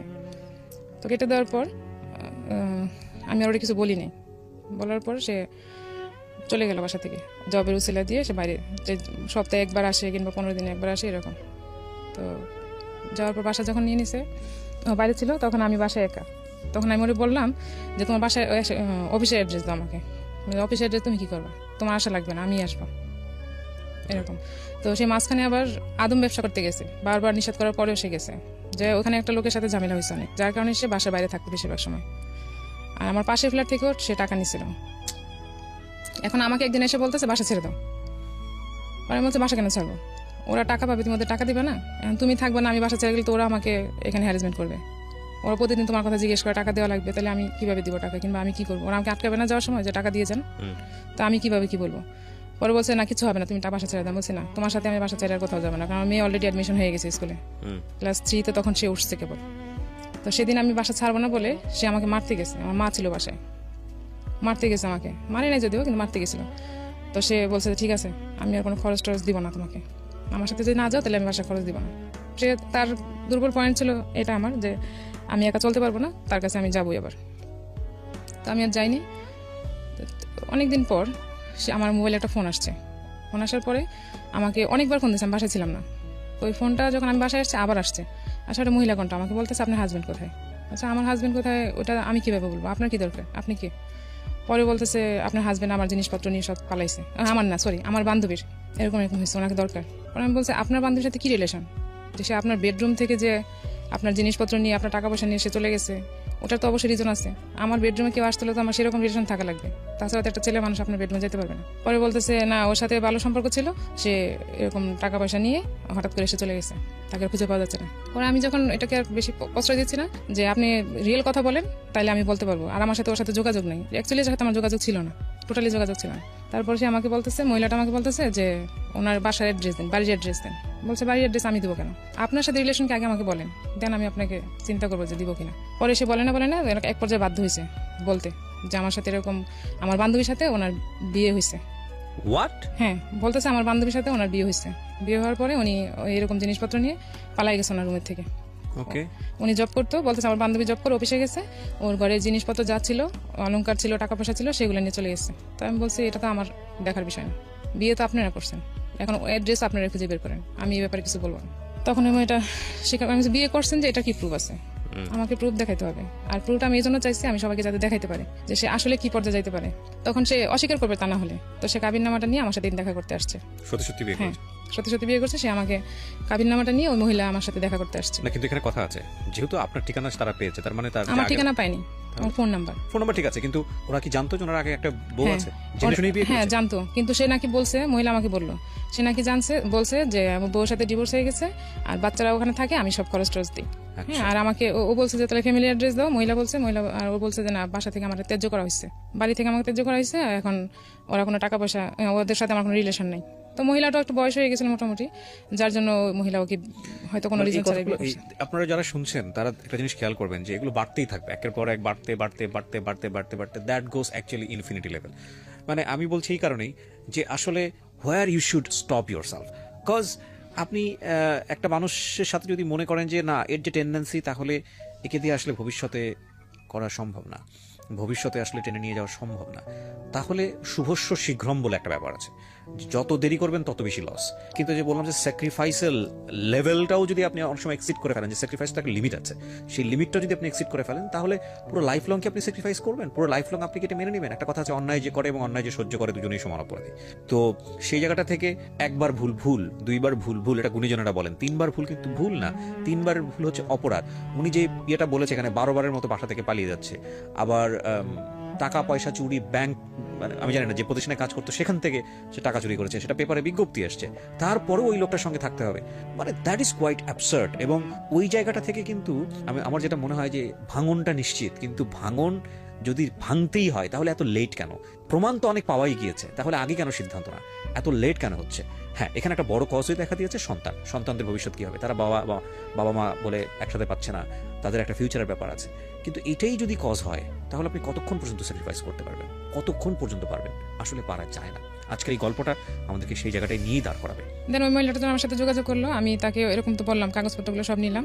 তো সে আবার আমি তাকে বললাম যে আপনার যে জিনিসপত্র নিয়ে গেছে তার জন্য আপনাকে একটা আইনি ব্যবস্থা নিতে হবে, তা নাহলে আমি কিভাবে বুঝবো সে আপনার জিনিসপত্র নিয়ে যাবে। সেও আইনি একটা ব্যবস্থা নিল, একটা জিডি করলো থানায়, ওই জিডির কপি আমি নিচ্ছি ওর কাছ থেকে। তখন আপনার সঙ্গে কোনো যোগাযোগ নাই? না আমার সাথে কোনো যোগাযোগ নেই। তারপর সে আমাকে কয়েকদিন পর আমাকে ফোন দিল একদিন হঠাৎ করে, রোজার ঈদের আগে, রোজার মধ্যে রোজার মধ্যে ঘটনা এগুলো। রোজার ঈদের আগে দিয়ে আমাকে ফোন দিল, ফোন দিয়ে আমাকে বলতে এর মধ্যে কিন্তু সে আমাদের কোনো খরচ টরচ দিচ্ছে না, বলে গেলো যে বাসায় দিবে না আর দিচ্ছে না। তো আমাকে হঠাৎ করে বলতেছে যে বাচ্চাদের কিছু কিনে দিই, তুমি যদি কিছু মনে না করো। পরে আমি বলছি আমার বাচ্চাকে চুরির পয়সা খাবে, ওই চুরির পয়সা আমি আমার ছেলে মেয়ের পেটে ঢুকাবো না, আমি যদি সব করতে পারি আমি কাপড় চোপড় কিনে নিতে পারবো। তখন সে চুরি মানে ও আকাশ থেকে পড়ছে যে ওই মহিলা আমার সাথে যোগাযোগ করছে, এবার আমি সবকিছু জেনে গেছি। ওর ধারণা ছিল আমি কিছু জানবো না বা আমি জানতে পারি নাই। তো মহিলা তোর হন নিয়ে খুঁজতেছে, কারণ ওর তো ঠিকানা সবকিছু ভুল, নাম ঠিকানা বুয়া সবকিছু বুয়া ছিল ওই কাবির নামায়। তো আর খুঁজে পাচ্ছে না, তো আমি ওর অ্যাড্রেস দিই নি ওকে, যে ওদের ব্যাপার ওরা বুঝুক, আমার এগুলোতে যাওয়ার কোনো দরকার নেই, আমি যাতে যাই নাই বাস ওরা যা করে করুক। তো মহিলা বারবার আমাকে ফোন দিয়ে বলতো, কান্নাকাটি করতো, আমি এখন কি করবো, আমি এখন কি করবো। আমি জানি না আপনি কি করবেন, কারণ আপনি যখন জানছেন তার বিয়ে হয়েছে, তার ছেলে মেয়ে আছে, অবশ্যই আপনার খোঁজ নেওয়া উচিত ছিল। আপনি যেখানে ভুল করছেন এখানে আমি আপনাকে শুধরানোর মতো কোনো সুযোগ করতে পারবো না, আপনার টাপ আপনি বুঝবেন। তো সে আমাকে বলতেছে যে এরকম, আমার সাথে তো আমার হাজবেন্ড যোগাযোগ করে পারতেছে না, কারণ আমি তার ওকে বলে দিছি যে তোমার লেভেল ক্রস, আমি আর পারবো না। ইন দ্য মিনটাইম আপনি কি ফ্যামিলিতে জানাছিলেন যে এগুলো হচ্ছে? হ্যাঁ, এগুলো জানাচ্ছি। তখন মোটামুটি সবকিছু তখন জানাচ্ছি কি, তখন আমার বড় ভাই বাইরে থাকে, তখন আমি ভাইকে কিছু বলিনি। তখন ফ্যামিলি থেকে কি বলতেছিল? ফ্যামিলি থেকে তো কি করবে, এখন তো কিছু করার নাই, বলতেছে না কিছু এই জন্যই, কারণ ওদের ফ্যামিলি কোনো স্টেপ নিচ্ছে না, ওকে খুঁজে পাওয়া যায় না। সবচেয়ে বড় কথা হচ্ছে ওকে খুঁজেই পাওয়া যায় না, ও উদাও থাকে। আমরা একটা আইনি ব্যবস্থা নিব, তারই খুঁজে পাওয়া যায় না, তার কোনো অ্যাড্রেস আমরা পাই না, হদিস পাই না, এখনো পর্যন্ত জানি না যে কোথায় থাকে। তো এরকম যাওয়ার পর আমি যখন বলছি তখন তো সে বুঝে গেছে যে আমি তার সাথে কন্টিনিউ করবো না। আমি বলছি যে তোমার লেভেল ছিল একটা বিয়ে করা।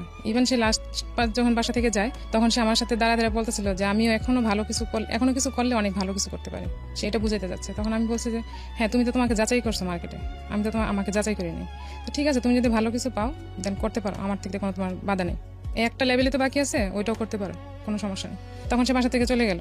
আর আমি সবাইকে বললাম যে আমি যে আমাদের ভিতরে প্রবলেম চলতেছে এগুলো আমি বাইরের কাউরে বলিনি, বাট আমার ফ্যামিলি জানে, বাট আদার জায়গায় আমি বলি নাই। বলছি যে ও বাইরে জব করে, ঢাকার বাইরে জব করে, বাইরে থাকে।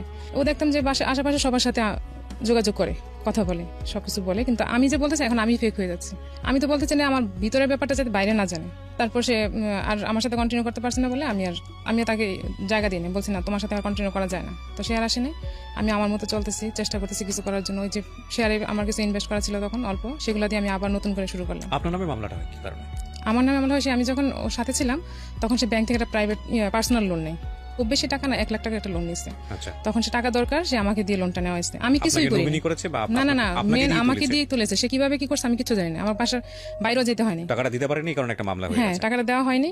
তো সে আমাকে তখন বলতো যে এই টাকাটাই শুধু তোমার অ্যাড্রেস দিয়ে সবকিছু মানে কারেক্ট দিয়ে করছে। টাকাটা কি আপনি শোধ করতে পেরেছেন? না, আমি টাকা শোধ করিনি। তো এরপর আপনাকে কি জেল খাটতে হয় বা কোনো? না, মানে থেকে আমাদের বাড়িতে পুলিশ গেছিল খোঁজ নেওয়ার জন্য আমার ব্যাংক থেকে, কিন্তু আমি 2বার হাজিরা দিয়ে মামলাটা করে রাখছিলাম। আচ্ছা। তো এটার হয়তো আবার আসবে, এখন তো আমি আর যাচ্ছিও না, কিছু করতেছিও না। কি ভয়ঙ্কর, চিন্তা করে দেখেন। তো আমি তাকে এর মধ্যে মাঝখানে যখন সে যোগাযোগ করছে, মানে ইদানিং বলতে বছর দিকে আগে, তখন আমি মেয়েকে দিয়ে বলছিলাম যে তুমি যে আমাদের তো ঝামেলা ফেলা রেখে গেছো, তুমি এরকম একটা ঝামেলা আম্মুর কাঁধে দিয়ে গেছো, তুমি এটা একটা ব্যবস্থা করো। পরে বলছে যে এগুলো আমি কিছু করিনি, এগুলো তোমার আম্মুই করছে, মিথ্যা কথা বলছে। তো আমি তো বাসার বাইরেও যাইনি টাকা আনার জন্য, সে বাসা থেকেই সব সিস্টেম করে তারপর ব্যাংক থেকে টাকা উঠেছে। তো ওইগুলো বলার পর তো এখন আমি আর ওর সাথে কন্টিনিউ করলাম না। তো সে প্রায় ফোন দিয়ে আমাকে বলতো যে বাচ্চাদের ব্যাপারে, যে বাচ্চারা তোমাকে বড় হলে দোষারোপ করবে, তুমি কেন একা আসো বা কি আসবে সেগুলো বলতো। আমি বলছি তোমার কাছ থেকে আমি কিছু শুনতে চাই না, আমার ছেলে মেয়ে আমার কি বলবে সেটা আমি বড় হলে বুঝবো। কি করলেন আপনি? তারপরে সে জব যখন করতেছিল তখন সেখানে আমি একটা নোটিশ পাঠালাম, উকিল নোটিশ পাঠালাম যে বাচ্চাদের খরচের জন্য, যেটা 2-2.5 বছর পরে। তখন সে উকিলের কাছেও আসতেছে না, ঠিক মতো আসবে না, তার বউ অ্যাক্সিডেন্ট করছে, তখন সে আসতে পারবে না। তখন একটা বিয়ে করেছে নাকি ওই মহিলাই তাকে সে আবার কন্টিনিউ করছে ভয় পেয়ে। ওই যে আমি তাকে জায়গা দিচ্ছি না, হয়তো আমি অ্যাড্রেস দিয়ে দিছি, আর আমি অ্যাড্রেস দিলে তো তাকে সে জেল খাটা বিয়ে করবে, সে অনেক ঝামেলা খেলাবে, আর তার তো কোনো পিছুটান নেই। পিছুটান আমার ছিল, আমি কিছু বলিনি, সেজন্য ওই মহিলার সঙ্গে হ্যাঁ, সে মহিলার সাথে সে কন্টিনিউ করতেছে। তো মহিলা ওখানে ছিল, তখন আমি যখন নোটিশ পাঠালাম তখন সে আমার উকিলের সাথে দেখা করলো। উকিল আমাকে বললো এই লোক তো আপনি কন্টিনিউ করতে পারবেন না, আমরা কখনোই বলি না সংসার ভেঙে যাক, কিন্তু আপনি পারবেন না, আমি শিওর। এই লোক কোথায় পাইছেন আপনি? আমি বলছি আমি তো পাইনি, এরকম হয়েছে বিয়ে। তো যাই হোক, এখানে বলা হয়েছে যে বাচ্চাদের খরচ দিবে, সে ওই 7 মাস খরচ দিছে, ওদের খরচ দেওয়ার পর আর ওখান থেকে বলছে যে আমাকে ছাড়তে হইলে টাকা দিতে হবে। আর সে উকিলের সামনে বলছে আমি তাকে ছাড়বো না, কখনোই ছাড়বো না, মানে আমাকে সে কখনোই ডিভোর্স দেবে না। তো আমি উকিলকে বলছি যে আমি ডিভোর্স দেবো তাকে, আমার সব পাওনা যা আছে দিয়ে দিবে, আমি ওকে ডিভোর্স দেবো। তো ও বলতেছে যে হ্যাঁ ও দিতে পারবে, বাট আমি দিব না, যাতে আমার বাচ্চারা কোনোদিন বলতে না পারে যে আমি তাকে ডিভোর্স দিছি, সে দোষারোপ হবে না, এরকম বুঝেছে। তো আমি বলছি ঠিক আছে, টাকা বুঝে পেলে ডিভোর্স দেবো। তো ওই মহিলাকে বলছে যে আমাকে ছাড়তে হলে টাকা লাগবে।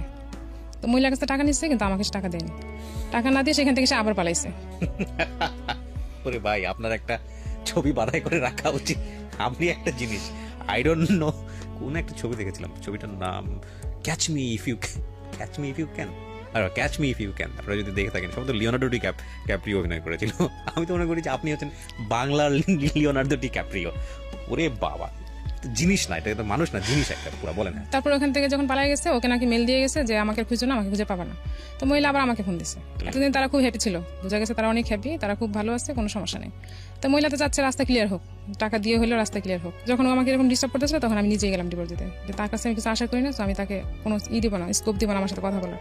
তো কোর্টে গিয়ে আমি নিজে ডিভোর্স দিচ্ছি ওকে ডাইরেক্ট। কত সালে এটা? এটা 15তে। আমি খুব ছোট ছোট করে আপনাকে কিছু কোশ্চেন করি। বিয়ে হলো 2002-তে না? 2002-এ 15তে ডিভোর্স দিলেন, অন অ্যান্ড অফ 13 বছর। সন্তানদের জন্য এতদিন আটকে রেখেছিলেন, তো কি হলো, লাভটা কি হলো? কিছুই না, তবে এখন আমার বাচ্চারা আমার সাথে আছে, সেটা আমি ভালো জানি। আছে, এটাই আমার। আপনার বাচ্চারা সাথে আর আছে কিছুই না। এবং আপনি একটা বুটিক করেন এখন, আমি যতদূর জানি, নিজের পায়ে নিজে দাঁড়িয়েছেন, বাচ্চাদেরকে সাপোর্ট দিচ্ছেন, সংসার চালাচ্ছেন, এবং আপনি বলছেন আপনি আগের তুলনায় আলহামদুলিল্লাহ ভালো আছেন। আপনি শুধু আমাকে একটা জিনিস বলেন, যে এত দেরি করলেন, যে মানুষটাকে অনেক আগেই বোঝা উচিত ছিল। অনেকবার সে ফল্ট করেছে, 2-1 বছরের মধ্যে সে বিয়ের আগে থেকেই ফল্ট শুরু হয়েছে। তো 2-1 বছরের মধ্যে সে যতবার ফল্ট করেছে ততবারই এনাফ ডিসিশন নেওয়ার জন্য ছিল। এই যে 12 বছর লাগলো, এই 12টা বছর এটা লস না জীবনের জন্য? অবশ্যই লস, কিন্তু আমি যে ওই যে বললাম একটা কথাই, যে আমার বাচ্চারা একা হবে, আমি কিভাবে কি করবো, আমি কি একা চলতে পারবো, কিংবা আমি কার কাছে যাবো? হয়তো আমার ফ্যামিলি জায়গা দিত, সবকিছুই করতো, কিন্তু আমি তো ফ্যামিলিতে কয়দিন থাকতে পারবো? আমি অনুষ্ঠান থেকে বলি, আমি সবসময় বলি, আমার প্রত্যেকটা অনুষ্ঠানে বলি, বেবি হয়ে গেলে থিঙ্ক, বারবার থিঙ্ক করেন ডিভোর্সের ক্ষেত্রে, যদি দুটো মানুষ একজন নাই থাকতে পারেন।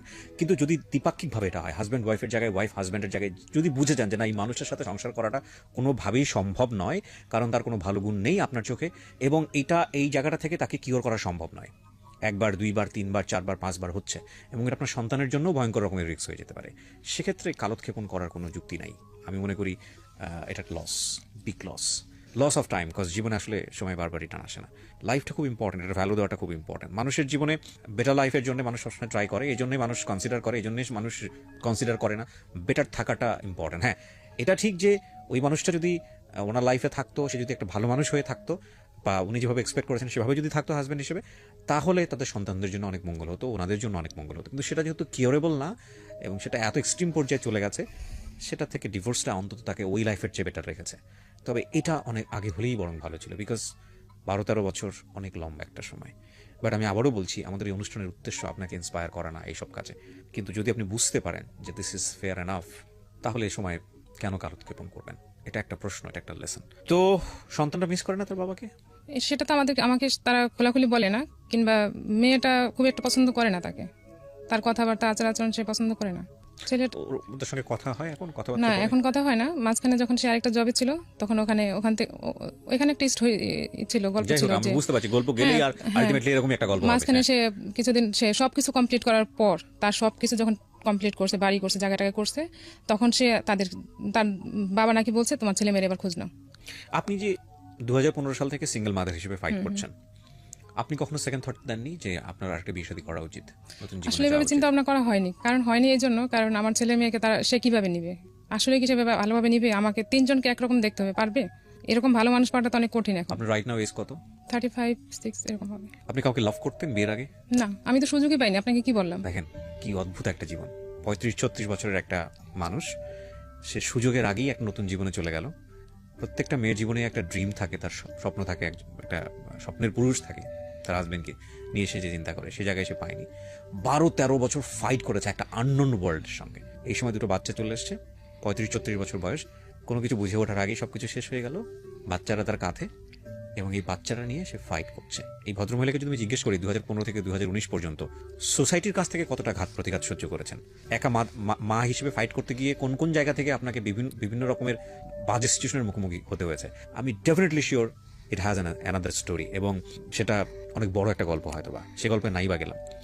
এই জন্যই প্রত্যেকটা মোমেন্টে ডু রেসপেক্ট গার্লস, কজ তাদের স্যাক্রিফাইসটা অনেক বড়, হিউজ। সো রেসপেক্ট করেন। আমরা তো সবাই মায়ের পেট থেকে এসেছি, মাকে যেভাবে সম্মান করতে হয়, সে প্রত্যেকটা নারীর মধ্যেই নারী সত্তাটা আছে, মা সত্তাটা আছে, সেই জায়গা থেকে উই শুড রেসপেক্ট দেম। হ্যাঁ, বিকজ এই 35-36 বছরের একটা ছেলে যদি হতো, 90% ক্ষেত্রেই হয়তো বা সে তার সংসার নিয়ে চিন্তা করতো। সেটা কিছু কিছু মানুষ ব্যতিক্রম, সেটা অন্য জিনিস। ডেফিনেটলি একটা ছেলে হয়তো আরেকটা বিয়ে শাদী করে ফেলতো, কিন্তু একটা মেয়ে এটা খুব কঠিন করে না, যে তা না, একটা মেয়ে আসলে খুব কঠিন এভাবে চিন্তা করে, এবং যে কারণেই হয়তো এই মহিলার রেস্ট অফ দ্য লাইফ হয়তো এভাবেই কাটবে। তারপর আরেকটা জীবন, সন্তানরা ছেলেটা তাকে কতটুকু দিল, মেয়েটা তাকে কতটুকু দিতে পারলো, সেখানেও হয়তো একটা